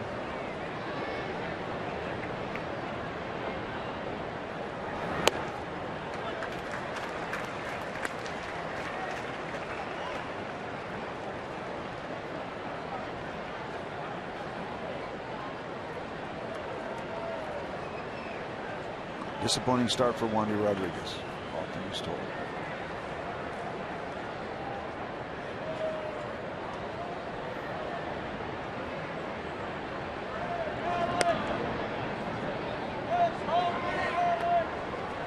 One on Matt Kemp. Makes it safely in 7 straight. 16 of his last 17.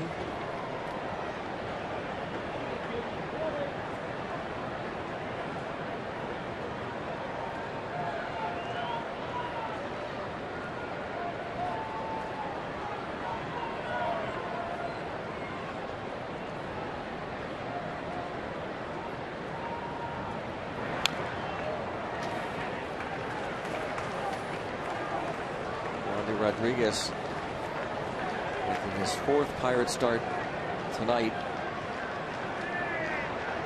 And still looking for a real good solid start from him. Decent starts, a couple of them, but this one, as Steve said, disappointing. 5 2/3, 10 hits, 5 runs to this point. Chopper to third. The first was stretched by Gabby Sanchez. Head to the bottom of the 6th inning. The Pirates trail Clayton Kershaw and the Dodgers 5-2.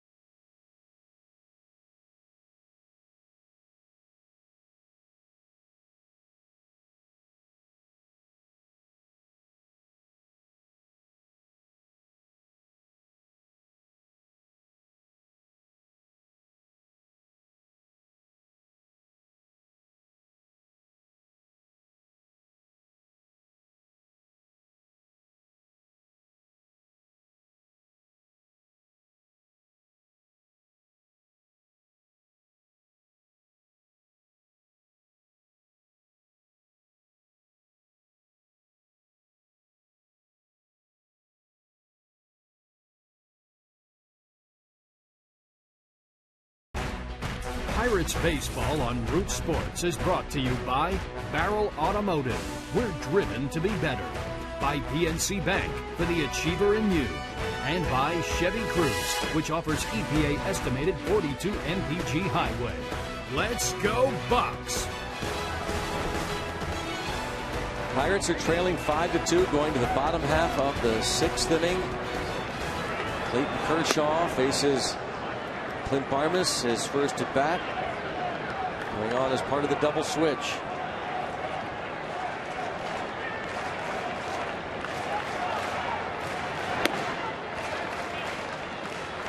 Barmas, a .217 career hitter against Kershaw, 5 out of 23. Kershaw has allowed 2 hits. A double for Gabby Sanchez leading off the 2nd, a home run for McCutchen in the 4th.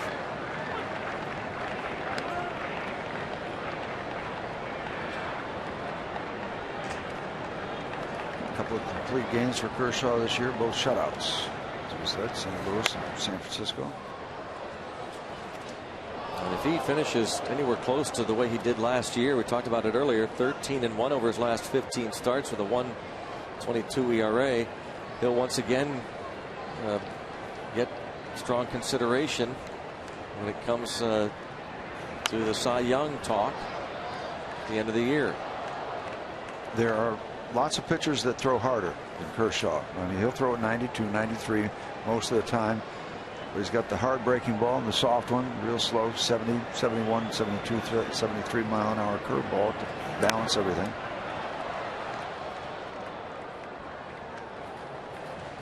Two count on Barmas.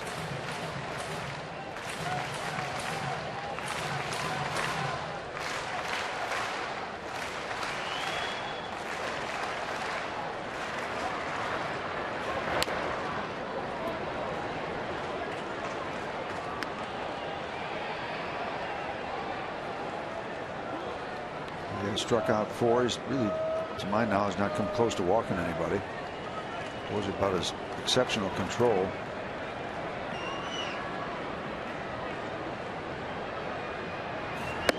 You don't see that all the time from a power guy.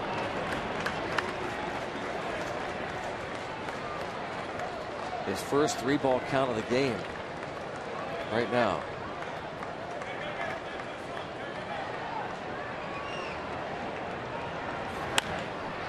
Headed up the middle and a base hit. Nice at bat for Barnes to start the bottom of the 6th.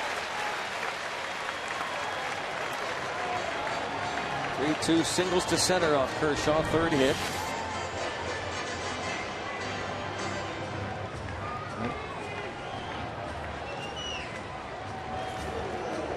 And on the hands a little bit, but Clint was able to keep the hands in, push the ball up the middle.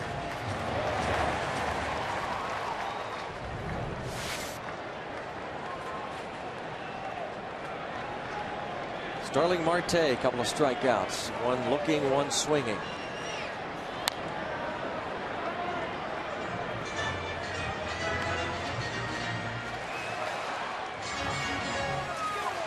Marte, SL Ombre. He's the man. Marte is the man.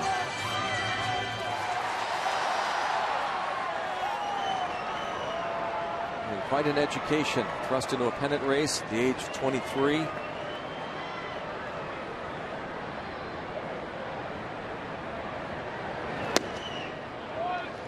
Does check his swing. Marte is playing in his 20th major league game. He has 82 big league at bats. He has struck out 22 times in 82 ABs, walked only 3 times.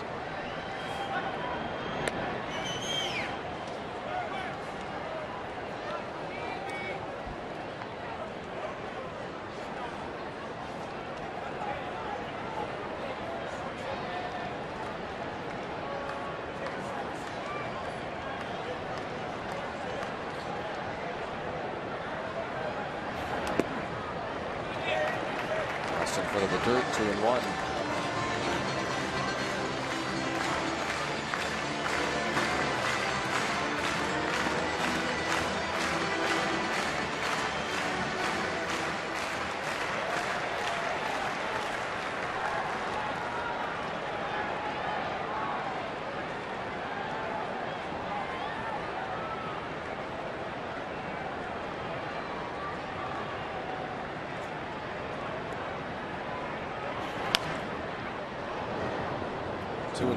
Rough go for the Pirates against the Dodgers. They always pitching laden Los Angeles Dodgers.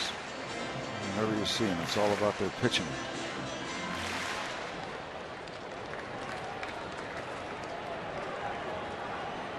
Team ERA 3.32, second only to the Nationals.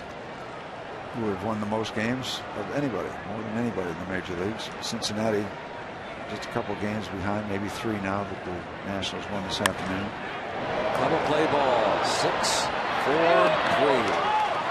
A 2-2 pitch to Marte. Right at the shortstop Ramirez. Backbreaker in this particular half inning for the Pirates, but pitcher's best friend for Clayton Kershaw.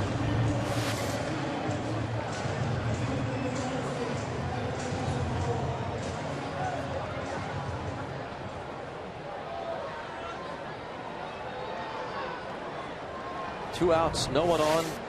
Right, Alvarez now.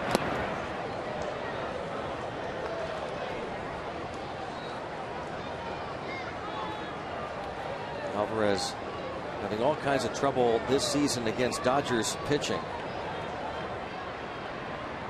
He is 1 for 16 and has struck out 10 times against the Dodgers this year.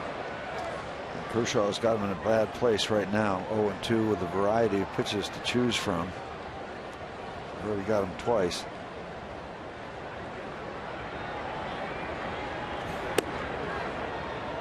Just missing that fastball. That one amped up to 94 miles an hour.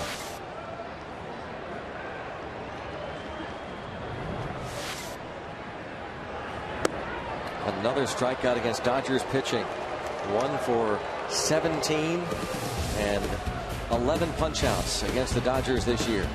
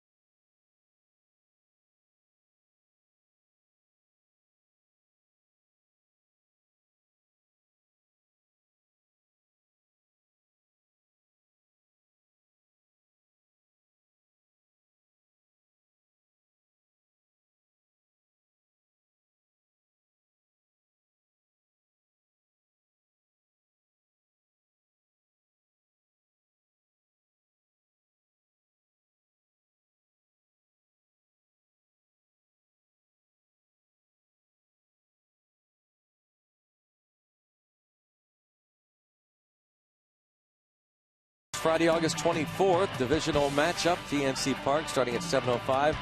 This is Kevin Correa modeling the T-shirt that will be given away on the 24th, courtesy of Sugardale. Come early for a block party on Federal Street before the game. Enjoy local live music and food. For tickets, go to Pirates.com/Free Shirt Friday. Friday the 24th, 7:05, Bucks and Brewers. Kershaw has given up the 2 runs on 3 hits.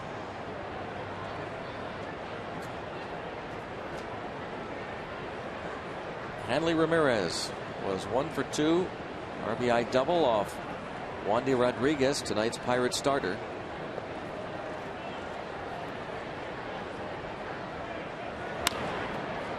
And he has himself another hit. So it's not entirely about pitching for the Dodgers tonight as they come up with their 11th hit.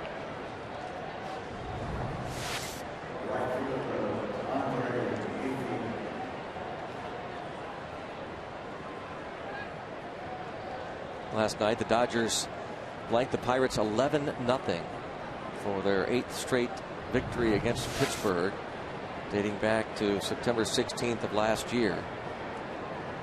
And that was the Dodgers' largest ever margin of victory in a shutout against Pittsburgh. Talking about over 2,000 games.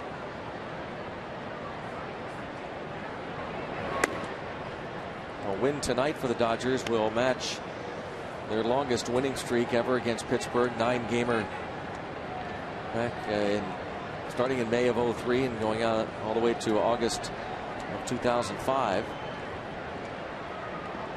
Their longest streak since that time. Actually, they had a 13-game winning streak against the Pirates back in the early 50s. Don Mattingly's team is playing well. And now with the news that Melky Cabrera is out, Matt Kemp is back. And the way the Dodgers are pitching, and a fairly well-balanced lineup, they have an excellent opportunity at this National League West. And a lot of teams had those kind of streaks against the early 50s Pirates. Is that the Ricky Dinks? Yeah. Here, a current look at the standings. Diamondbacks aren't out of it yet.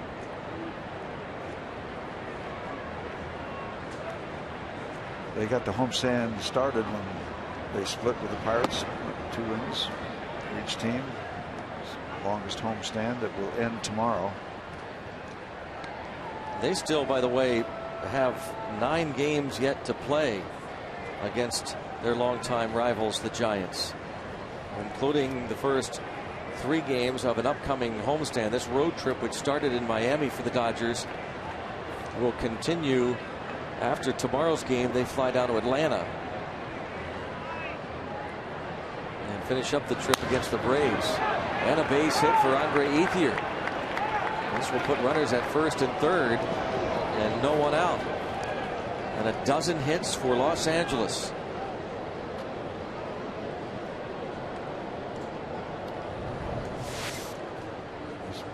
Back through the middle, and again, not a bad piece of hitting on a ball downstairs. Just went down, got it, served it into center field. Good hitting.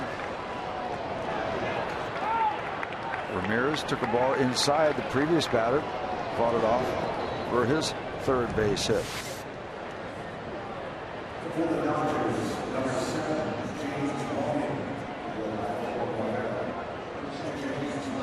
Left-handed hitter James Loney to pinch hit for Juan Rivera. Rivera was 0 for 2 with a sacrifice fly against Wandy Rodriguez. Last night 2 for 5. An RBI and a run scored for Loney. Looking for more runs for that man, Clayton Kershaw.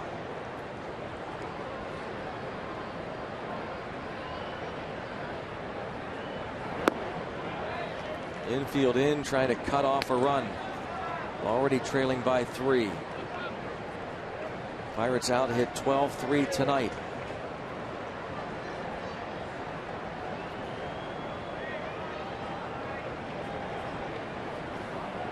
Ramirez on base for the 3rd straight time.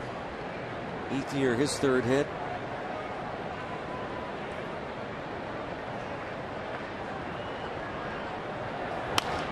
And a line drive base hit at 6-2. Rysop got the last out of the 6th inning, but here begins the 7th by serving up 3 consecutive singles.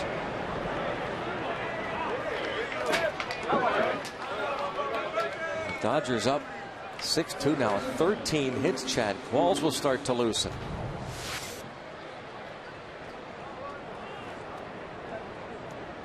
Almost looks like they're almost identical hits. They're downstairs. I mean, they're not awful pitches, but they're going down to get them. They're expecting the Rysop to be in that neighborhood. It almost looks like they're looking for those low fastballs. That pitch is not elevated.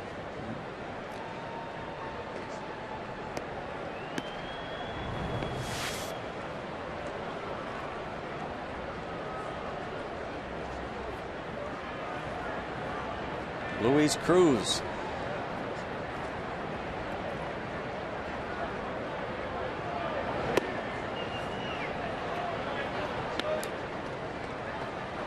Cruz tonight 0 for 3. Dodgers scored 11 runs on 13 hits last night. So far 6 runs, 13 hits tonight.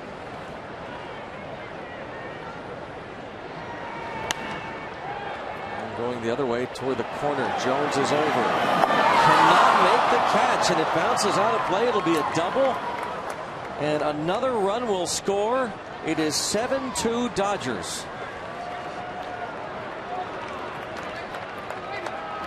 Kind of crazy again.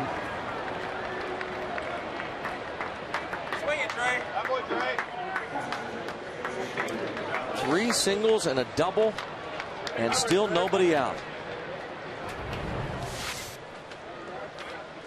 Slicing that ball down into the corner. Jones coming over, and Garrett not able to make the catch as he gets close to that wall, but not all that close to the wall. Here comes Ray Searage. Ray has beaten the path to the pitcher's mound tonight, buying time for Qualls.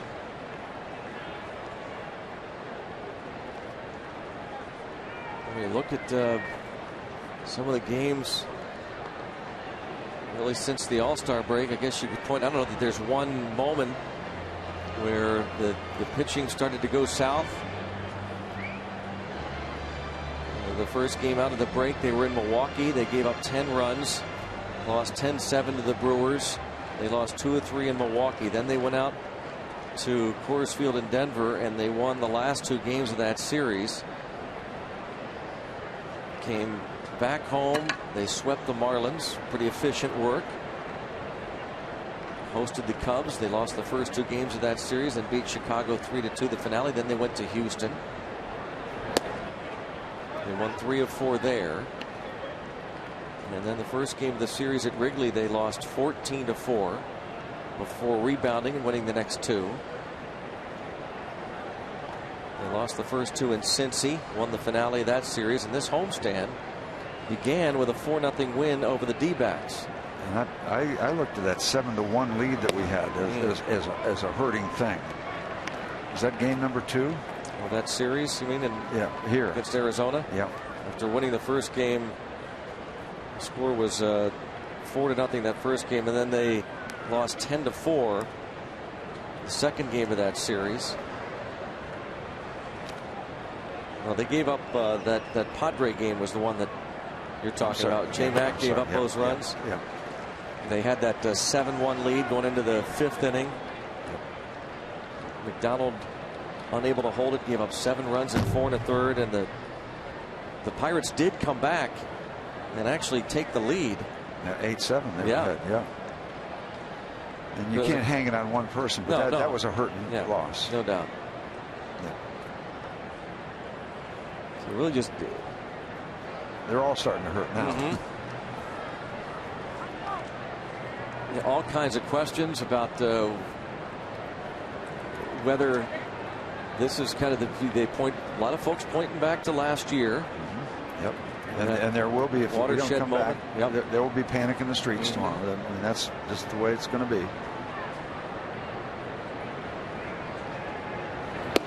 Clint Hurdle talked about having a positive attitude when you come into the ballpark, and even said, you heard the old adage, you are what you eat. Well, the same thing is true with what enters your mind.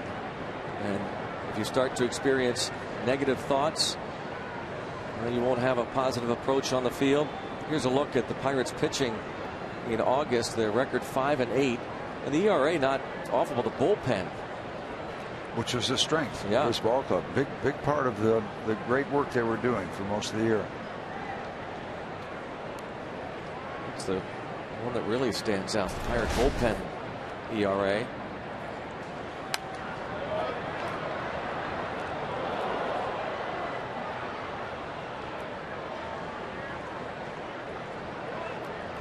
And there will be speculation that the bullpen has been overworked, but they're talking about numbers where they have not pitched more innings this year than they did last year. But the strain on the bullpen is when you get constant starting, or a good bit of starting that goes 5 innings, and you've got to protect something for 4 innings. And the Pirates did a lot of that early in the year. They ran the table wonderfully so many times, putting up zeros for the last 3 innings, the last 4 innings many times. Does that take its toll? Hard to judge. But right now, the bullpen is struggling.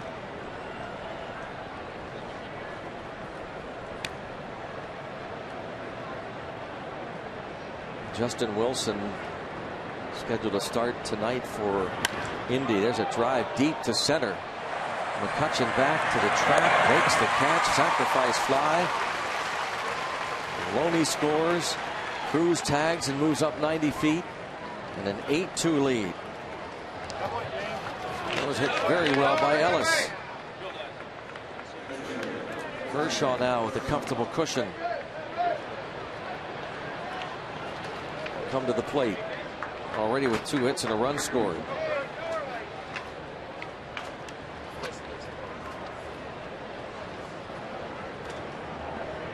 Steve, the key for the Pirates is going to be, even with this bad stretch, showing you the numbers of the staff, and in particular the relievers, and even the hitting not necessarily doing what it did.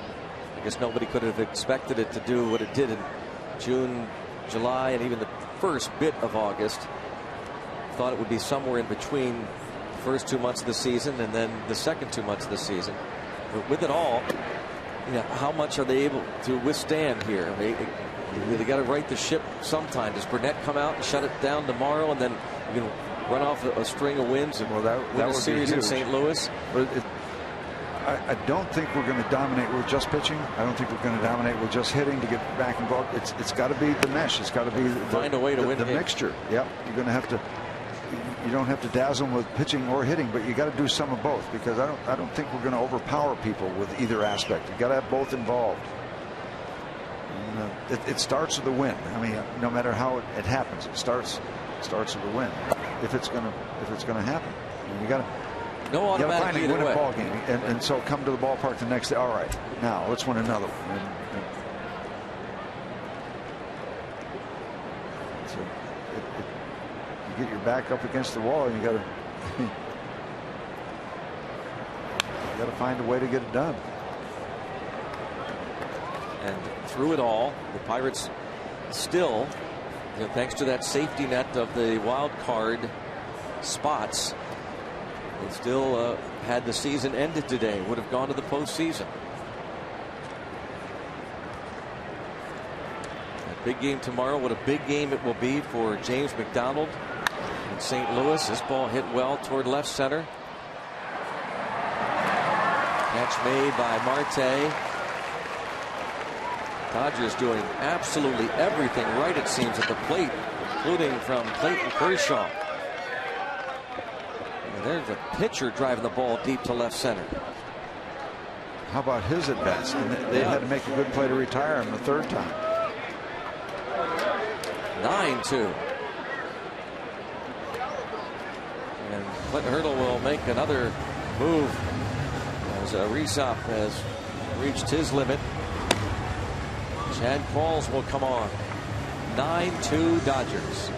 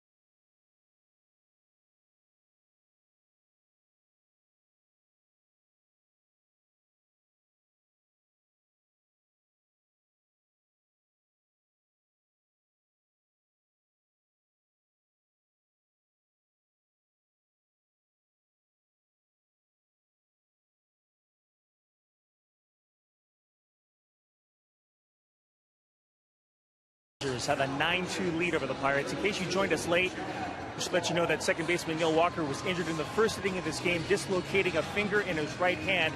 He certainly meant a lot to this ball club. I know the numbers don't tell the whole story, but they certainly tell a lot. For number 18, look at the numbers. Batting average, second on the team. Home runs, fourth on the team. Runs batted in, second. The OPS at 805. Multi-hit games at 30. We do not know at this time how long the Pirates will not have their second baseman, but even if it's a short amount of time, guys, it's going to hurt. Yep. No doubt, Dan. No doubt. Thanks so much for that. The dislocated finger of the right hand as Clint Hurdle looks over the lineup card. The Pirates have been so fortunate. It's something that we almost hesitate to bring up. I've been talking about it for several weeks, though, that because every city we go to, every team we play, that long list of DL, disabled list guys. The Pirates have been so fortunate this year to this point, having very few injuries. And hopefully this isn't very long term for Neil Walker. It's a gray area. Dislocation, can be serious. Sometimes they can be easily put back and reduced, or whatever the phrasing is. Let's hope it's the latter rather than the former for Neil. Chad Qualls facing Victorino. Qualls last night giving up 5 in the 9th.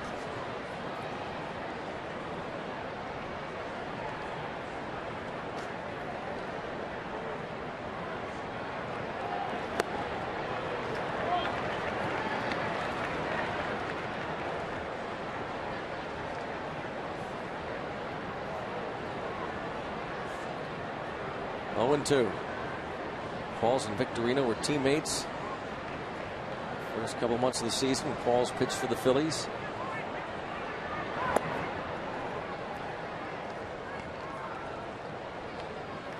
Phillies got thumped in Miami, down in Florida, 9-2. One of the stories of this season, Philadelphia Phillies.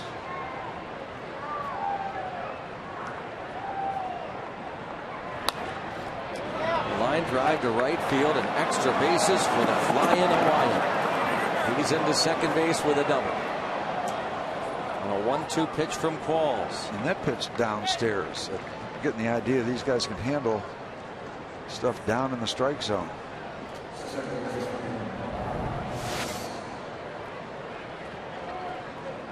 Now gets it. Out of the strike zone, in fact. 15 hits for the Dodgers. Third hit of the night for Victorino. He has 6 hits in the series. Always seems to hit the Pirates well. Mark Ellis has a couple of hits and was hit by a pitch.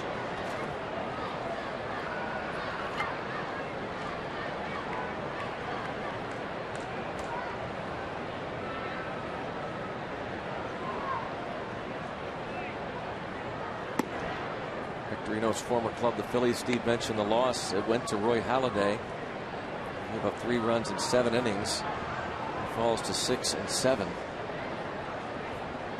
It's like their bullpen kind of gave it up tonight too after that, after he departed.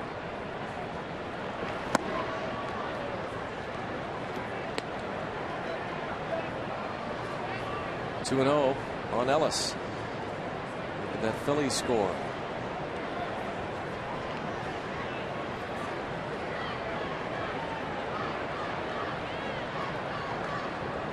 Finals in from today. The Cubs beat the Astros 7-2. David DeJesus at a pair of home runs. The Astros fall to 39 and 80 and are 12 and 48 on the road this season.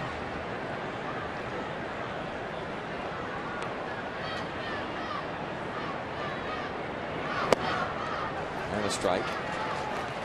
Steven Strasburg got that win for the Nats over the Giants today at AT&T Park. Beat Tim Lincecum. Strasburg is a 14 and 5. That's line foul. And the Washington Nationals have the best record in all of Major League Baseball.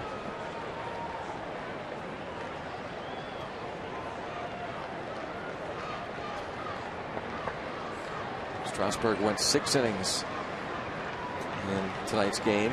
Any more updates about his status in September? Well, they say they're not going to talk about it anymore, but it's a done deal. He will be shut down whenever he reaches that innings count of anywhere between 160 to 180 have been reported. Well, if they get a big enough lead, that will not continue to be a story. Shallow right. And finally, the 7th inning, the top half is over. We're going to keep it right here for Take Me Out to the Ball Game as Clayton Kershaw takes the mound, leading by 7 runs. The bouncing Eaton Park Smiley Cookie. And join everyone watching at home on Root Sports as we sing Take Me Out to the Ball Game.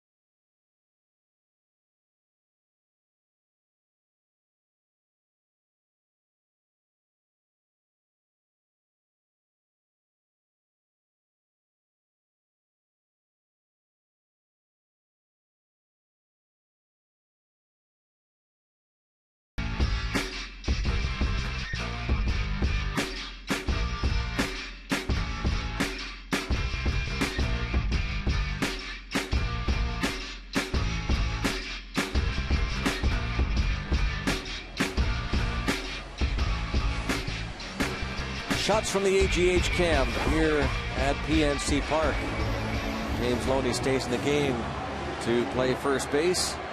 Memories long time ago against that massive comeback against the Dodgers. I don't know how many years ago it was, but it's still part of Pirate history when they came back from an unbelievable deficit. Was that a Memorial Day game? Yeah, I like to revisit that. I think it was that Memorial Day game back in the day. Wishing and a hoping. So this is going to be a tough one. McCutchen homered last time.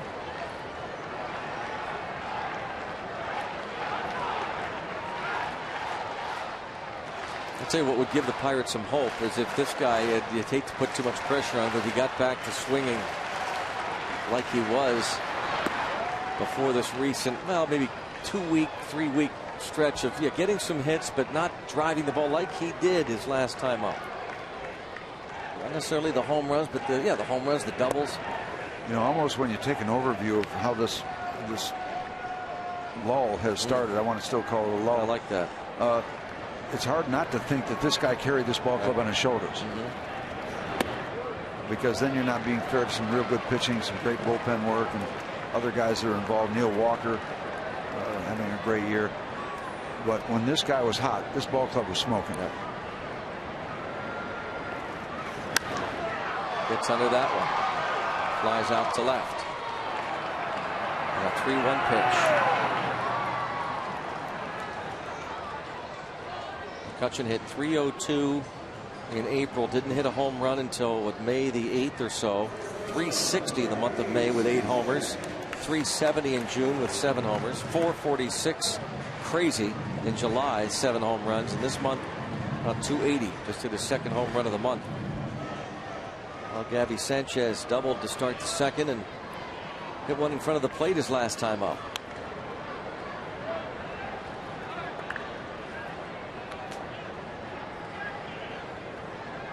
Gorkis Hernandez sent to the Marlins, part of that trade to get Gabby Sanchez. Hernandez has not necessarily adjusted yet to the Marlins. 13 games played in Miami. He's hitting .115. 3 out of 26 for the speedy outfielder.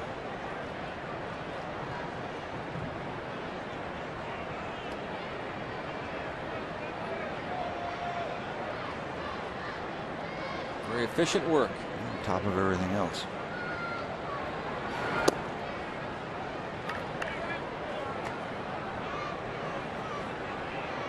He's had 2 3-ball counts. Haven't had much of a chance to see that great pickoff move. Not that many Pirate runners.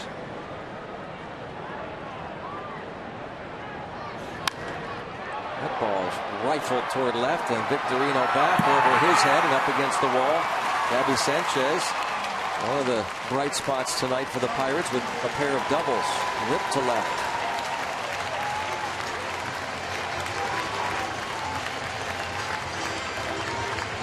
Some of that ability we saw last year in that All-Star year, that can spank the ball like that. If he goes downstairs, there's been a lot of fairly decent pitches downstairs, been hit pretty hard. Arena gets caught in between the wall and the ball.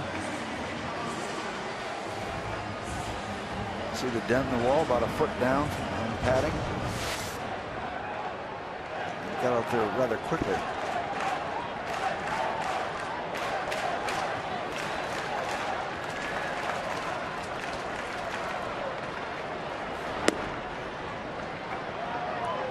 For a guy that tall to come out of that big kind of setup stretch thing, he is pretty quick to home plate once he gets down out of the stratosphere with that stretch move. We're way up high, but then I don't think it'd be particularly easy to run on. Way upstairs, and then the set. Not much wasted motion by the time he delivers. Said last year, obviously the breakout year with the Cy Young Award. Previous year, you could see it coming. 13 wins for Kershaw.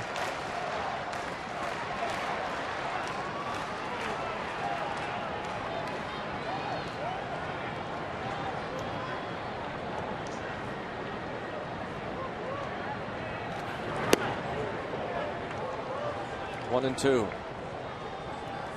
And they put a lid on things in Cincinnati. That's a final round, 6-1.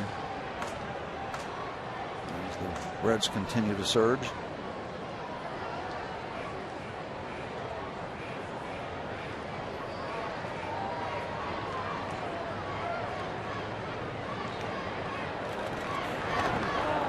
And in the dirt, Henry will be retired. 6 Ks for Kershaw.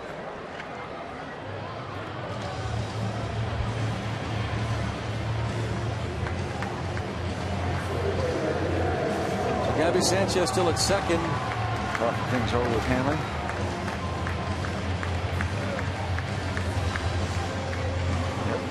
things to talk about. Memories, teammates.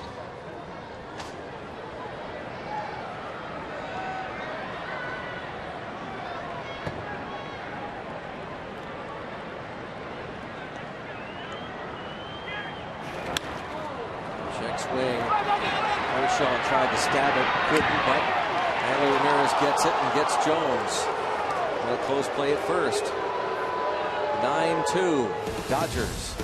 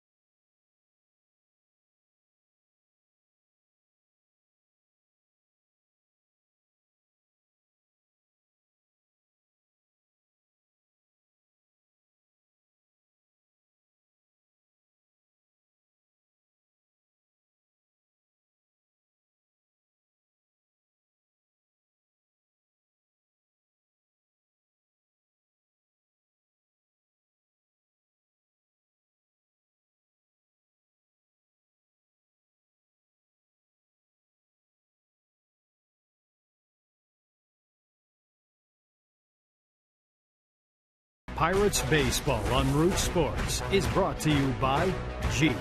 Now get a great deal on a legendary Jeep vehicle at the Jeep Summer Clearance Event. By AT&T, the nation's largest 4G network. AT&T, rethink possible. And by Levin Furniture and the all-new Levin Mattress Stores. For a great deal on a new bed, shop Levin's. Let's go Bucks!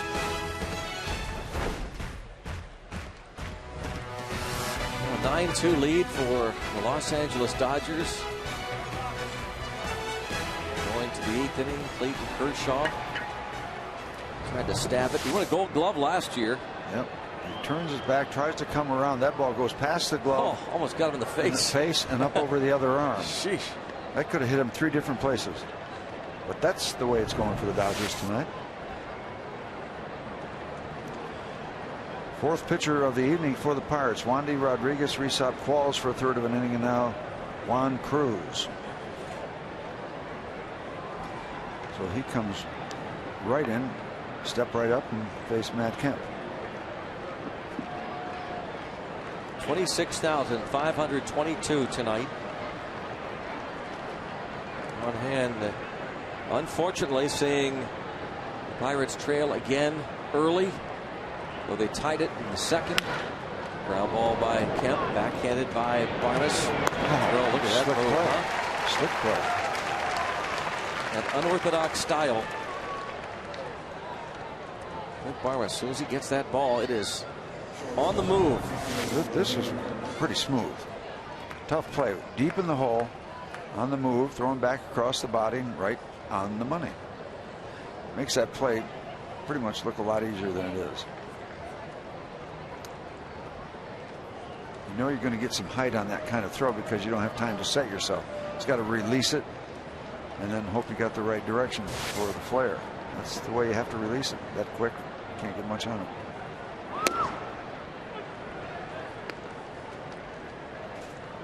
Hanley Ramirez. A couple of more hits tonight. Season average 258. He's driven in 69 runs. And Greg, it would help the program a lot if Juan Cruz, who missed some time, could come back fresh and be an important part of a bullpen, kind of the middle part, you know, 2/3 into the bullpen, into the ball games. Because you know you're going to need that with the starters. And this day and age, you got to have a strong bullpen, not just at the back end.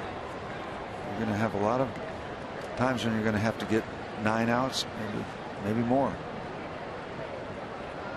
6-inning quality starts. All right, okay. If you want to buy that, well, then you better have a bullpen that can get you 9 outs. You're going to think in that direction.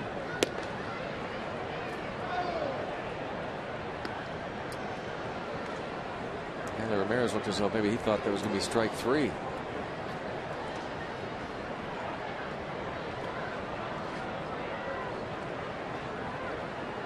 Tomorrow, Joe Blanton. And AJ. That former Philly.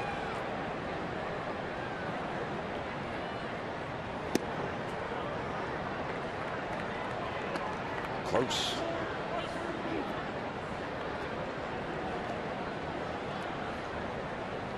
Two and 2. 2009 batting champion. Interesting matchup in Washington or in San Francisco. Strasburg and Lincecum. Got a problem here? I don't know if Juan Cruz is all right or not. I'm not sure he is. Here comes Todd Ben Potenziano and Clint Hurdle.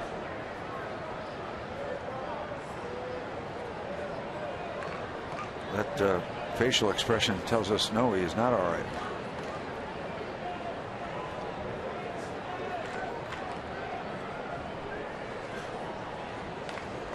Juan Cruz recently off the disabled list.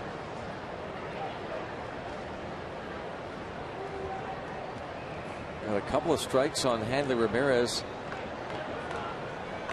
and then threw one just off the plate in this last pitch after he throws it.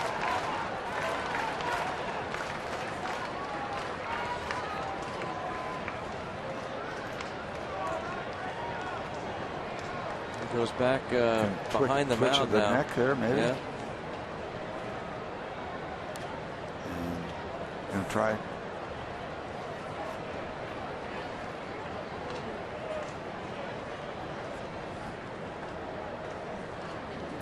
Let's see if Cruz can continue.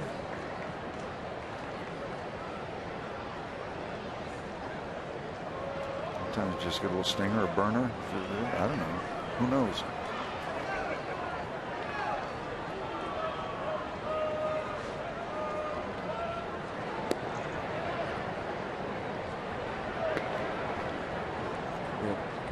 Stay in the ball game.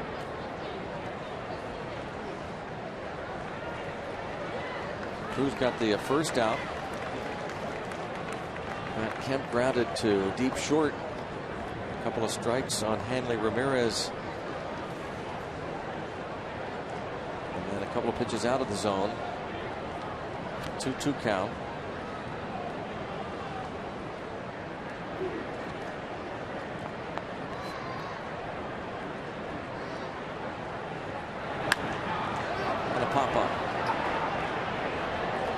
Barmes for the second out.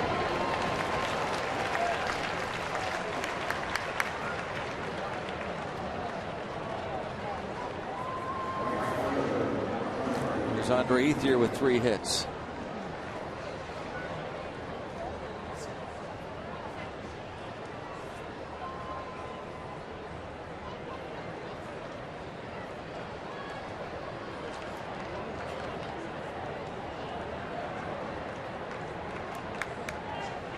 Checking out that Cardinals game. Cardinals leading 3-1 in the 6th. David Freese, Alan Craig with home runs.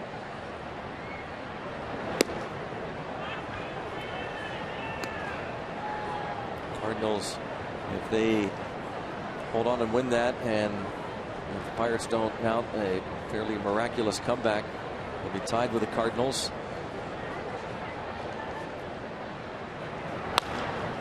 Now ball to first.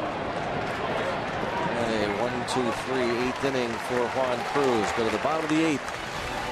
9-2 Dodger advantage.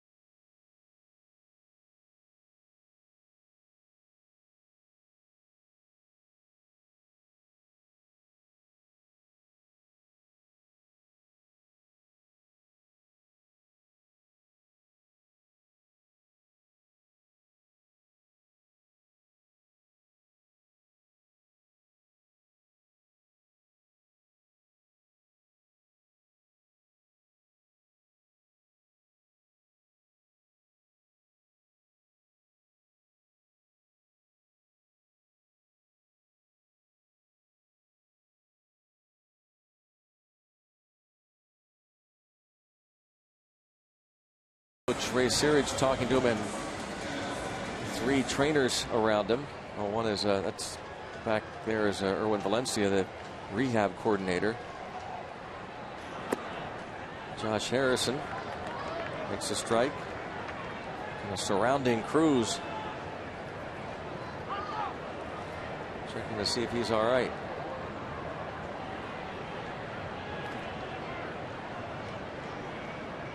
Josh Harrison 0 for 2 and 0 for his last 15 at bats.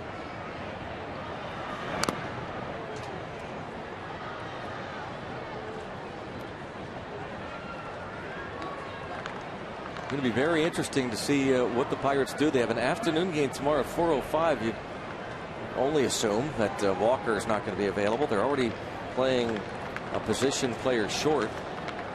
Do they go into what is still a very important game? Each of these games, Steve, are important. They go into tomorrow's game looking to salvage the series. You can see a scenario where, unless they replace Walker with a player, they've got just 3 position players off the bench. Yeah, because this has been awful. Yep. But they're still in contention, so you can't look back to what's happened in this homestand. You got to say, all right, here's where we are right now. What do we do personnel-wise? And by the way, forgot to even mention, here's Travis Snyder unable to start because of that hamstring tenderness. So really playing short right now. There could be some activity starting with the last out of this game. Could be. No way of knowing.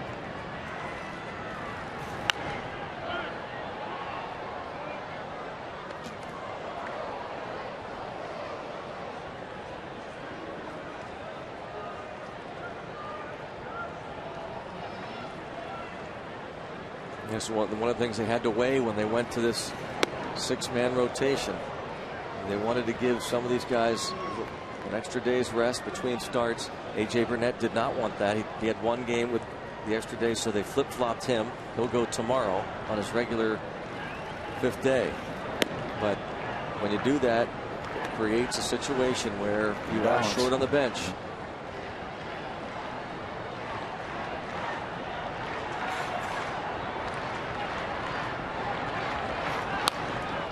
Yeah, base hit for Snyder. No sense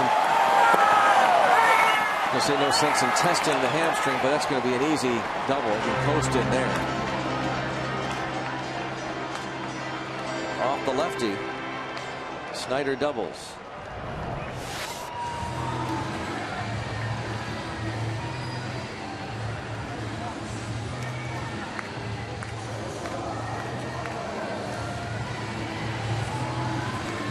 He knows going to first base, whether to shut it down there or just kind of jog into second.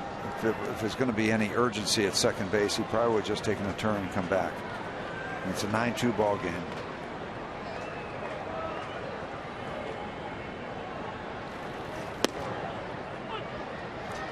In fact, I'm wondering what Don Mattingly is going to do with Kershaw now. The game is pretty well in hand now. Different managers have different philosophies, and might want to stretch him out. You might just call him off, and as we speak, it looks like they're getting ready to warm up in the Dodger bullpen.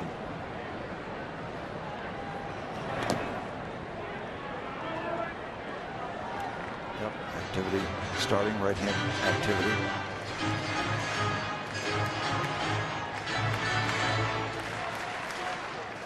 Every time I look at the Dodger bullpen, I think of Jerry Bertiotti from Upper St. Clair. Used to be bullpen catcher for Los Angeles for quite a while.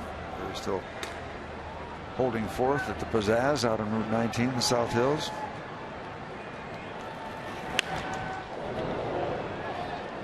There's his sister, pro golfer, Missy. Great athletic family. Good people. Speaking of good people, I wish the very best to Father Dan Valentine. Quite a send-off at St. James Parish out in Sewickley. He's going to retire from there, and they had quite a send-off. Very good man, Father Dan. Wish him the very best. And toward the right center field gap for Clint Barbas. Will bring home Travis Snyder. Couple knocks for Clint coming late.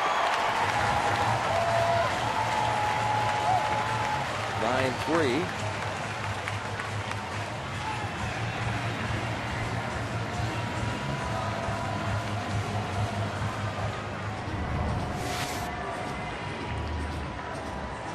again, the ball game's pretty much in hand now. How much to let your stud stay out there in this kind of situation? Bullpen action now.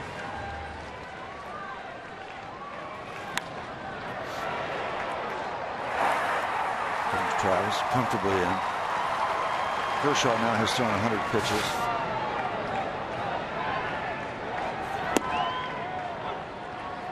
He has gotten Starling Marte to strike out twice and hit into a double play.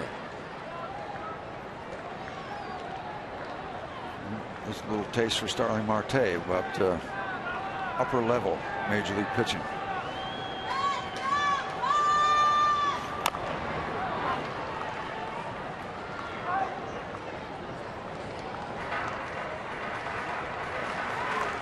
Kershaw about to go to 11-6.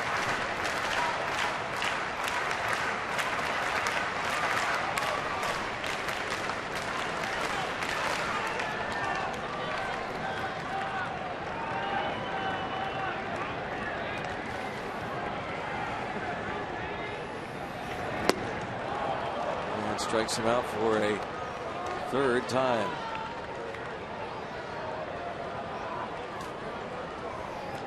Number 7.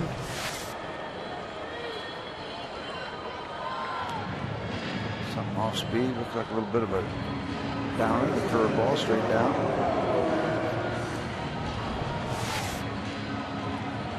Quite an education. Yep.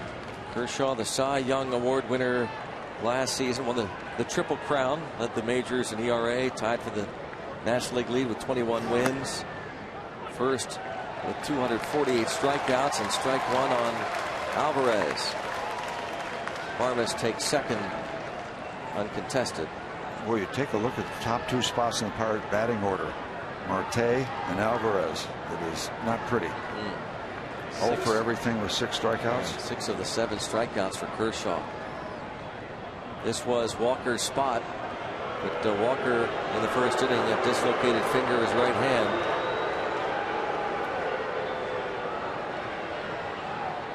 Alvarez forced to come in to play third, with Josh Harrison, who started at third base, moving to second.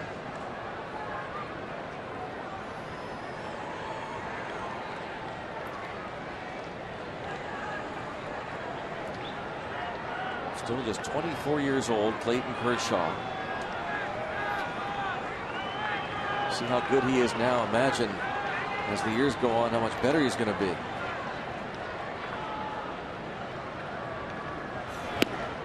Out in front 0-2. And of course, it begs that question that you just brought up, the uncertainty. Again, if he stays healthy.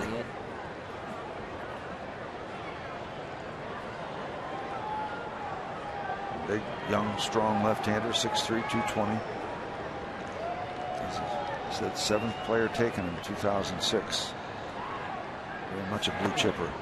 Last year became one of just 4 pitchers since 1970 to reach the 20-win plateau with 200 or 40 more strikeouts in a single season while under the age of 24. The others, Dwight Gooden, Bert Blyleven, and Vida Blue.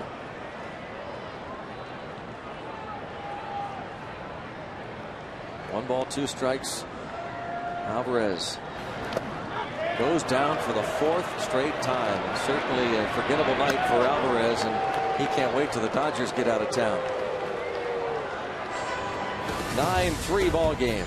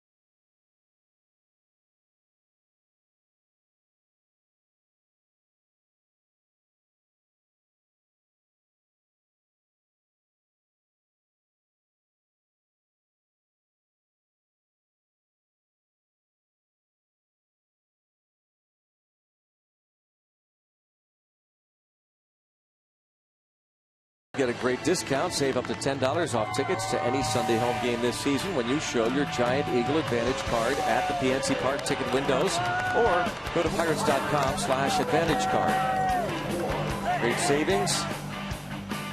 The Pirates look at that schedule in terms of Sunday games.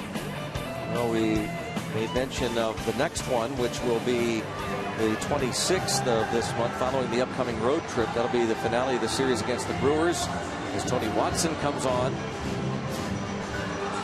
Fifth Pirate pitcher of the evening. Bucks and Dodgers tomorrow at 4:05. Then it's on to St. Louis for 3, San Diego for 3, and back home for a 6-game homestand with the Brewers and Cardinals. So the Pirates will be done with the Cardinals by the end of this month.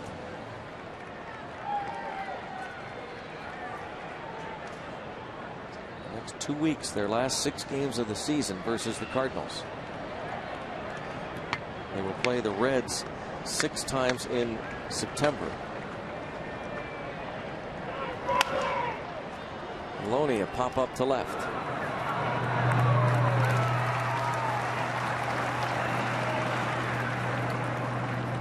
Reesop, Qualls, Cruz, and now Watson out of the Pirate bullpen. And once again, that bullpen called on to handle 4 innings. Tomorrow, A.J. Burnett.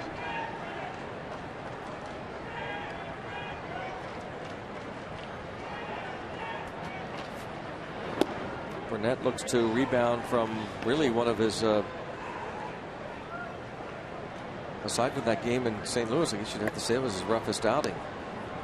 Going back to that May start, he gave up the 12 runs last Saturday against the Padres, 5 2/3, 9 hits, 5 runs, 4 earned. Suffered just his 4th loss. Nissan presents the road ahead, and it's Joe Blanton for the Dodgers. Take a look at Mr. Blanton, too. Very good control numbers. A lot of strikeouts, so it will be a challenge, this matchup. Blanton and Burnett, the B&D. Blanton 2-1 with a 3.15 career ERA against Pittsburgh. Always been tough over the years against the Bucks. Well, A.J. Burnett is 3-3 lifetime with a 3.38 ERA against Los Angeles. 4:05 start tomorrow.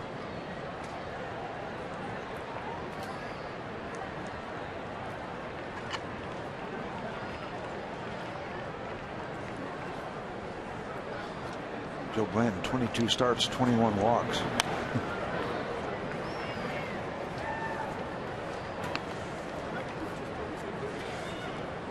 Any surprise? It's the fewest walks per 9 innings in the league, averaging 1.3. Also given up 23 homers, which is tied for the most in the league. That goes hand in hand many times. He's in that hitting zone. He's not nibbling on the corners all that much.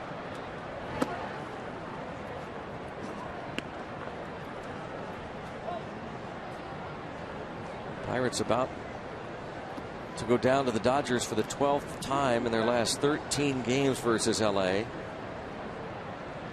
Going back to 2001. The Dodgers have the best winning percentage versus the Pirates since that time over any National League club. Well, I hope they don't. I hope the Pirates win tomorrow. But if the Dodgers win tomorrow, you're going to have trouble getting them out of the clubhouse. You're not going to want to leave.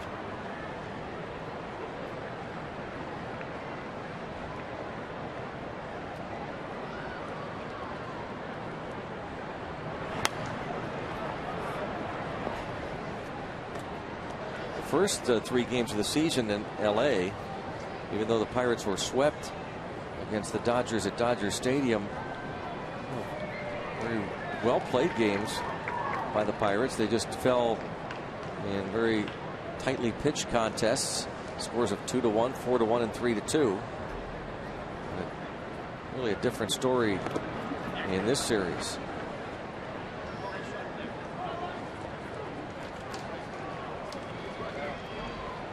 Bucks lost on Monday night 5-4. Jeff Karsten is giving up 4 runs in 7 innings. Shane Victorino driving in the 3 runs. Aaron Harang pitched very well. Went 6, gave up 2 runs, got the win, and last night the whitewash 11-0.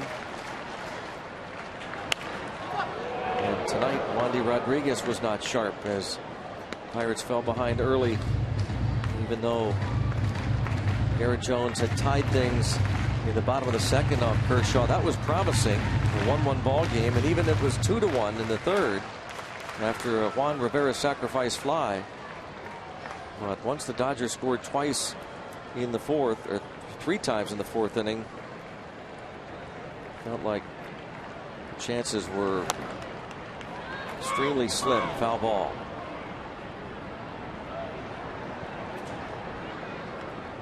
A.J. Ellis.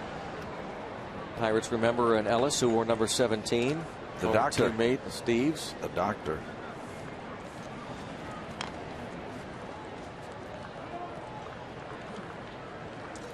Doc was a good teammate. A lot of things said about him and militant stuff and all that sort of stuff. And yeah, there was part of that that was accurate. But there when was it also came to pitching, right? He could pitch. He Yeah. could pitch, and a lot of his stuff was to get a reaction, and which he did. But Doc Ellis could pitch. Part of the characters of that team, I thought, Steve. He was. You guys were full of characters. Yeah, well, they talk about chemistry. I don't know about chemistry, but I will tell you this. It was an interesting clubhouse because nothing sacred. The lines were open. The communication was obscene, profane. And we all got along very, very good when we walked through that clubhouse door and went out and played. It was pretty good stuff. Good stuff there from Watson. A 1-2-3 ninth. Pirates trail by 6.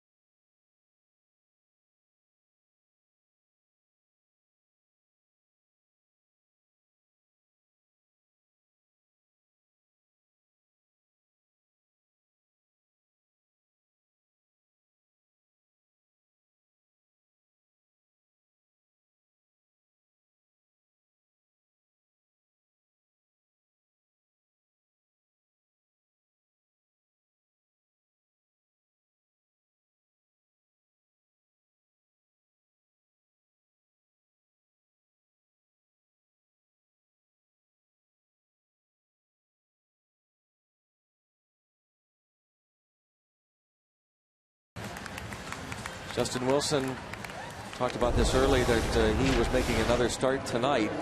6 innings, 5 hits, a couple of runs, 1 walk, 4 strikeouts, 103 pitches. He had been trying to make the transition. The Pirates wanted him to get some relief work in just to get the feel for that, Steve, in the bullpen, getting up and down during the course of a ball game, maybe pitching back-to-back games. So they started the process, but then they needed Jeff Locke to come up here because they went to the 6-man rotation. Wilson makes almost kind of like a spot start and ends up pitching an 8-inning no-hitter. So they're not going to pull him for the rotation now. We're going to revisit that decision. The bottom line is his long-term future, they believe, is still as a starter. But with the Pirates, they are looking at him out of the bullpen maybe pretty soon to come up here and help. Continue to start him. Yep. But, just like they did with Jeff Locke. Neil Huntington earlier talking to him said it wasn't necessarily fair to Locke to bring him up and all of a sudden for the first time have him become a reliever, but out of necessity that's what they're looking to do. And of course that pitch that's inside a breaking ball always draws a reaction. Brandon League just acquired from Seattle recently. As Kershaw goes 8 innings, 3 runs on 6 hits, did not walk a batter and struck out 8. Very businesslike outing for Clayton Kershaw.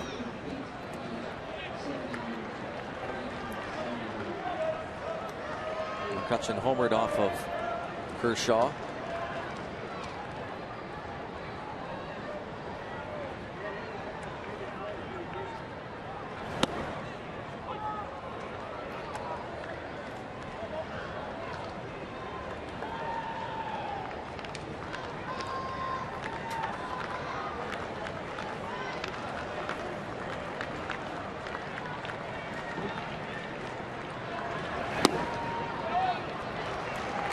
Leadoff walk.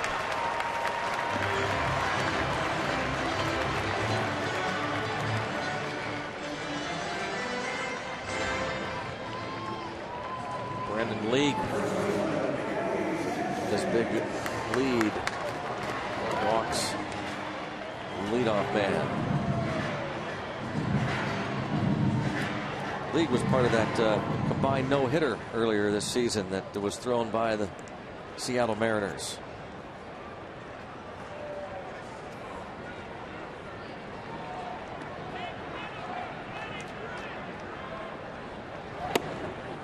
Side to Gabby Sanchez. League saved 37 games last year for the M's.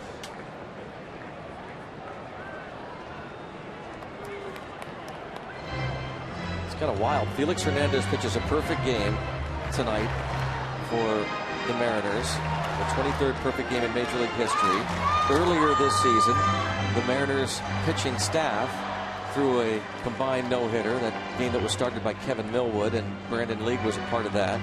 Philip Humber of the White Sox threw a perfect game against the Mariners. The rhyme of the ancient Mariners. And there you have it. Well, that puts this guy in a league of his own. Sorry, it's late, we're down. That would have mattered. You would have got that line in if it was tied at the bottom of the ninth, 2 on, 2 out. You know it, and you know you would have. Well, you have a plan. That's right.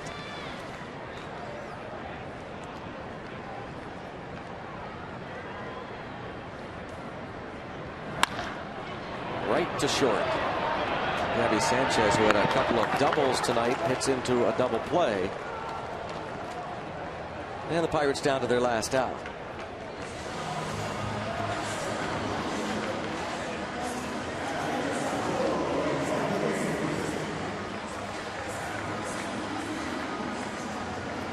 Here's Michael McHenry, 0 for 3. There were 2 moments for the Pirates tonight when Jones tied it up with a sacrifice fly and Andrew hit it over the fence. Other than that, it's been a quiet PNC Park.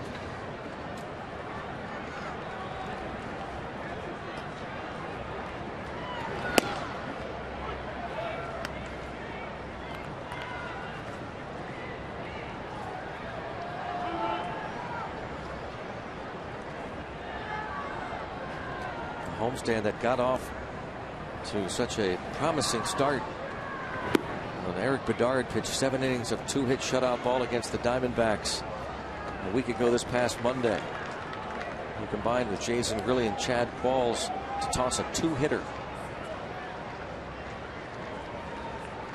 Then the Diamondbacks with that 10-4 win.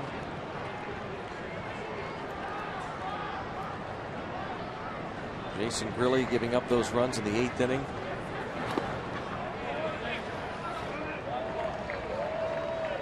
Pirates had a 4-3 lead going into the 8th.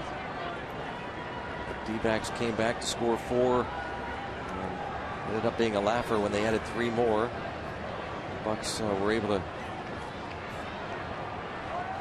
get a 7-6 win against Arizona on Wednesday, but fell 6-3 the finale of that series. And this will do it. The Dodgers win the first 3 games of the series.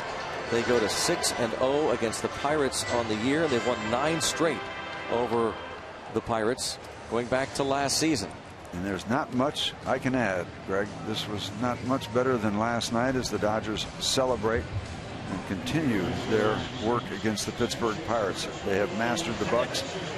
And we'll have one more chance tomorrow. And well, let's try to get it right tomorrow afternoon. And the big question is going to be the fallout from all of this. The condition of Neil Walker, even Juan Cruz.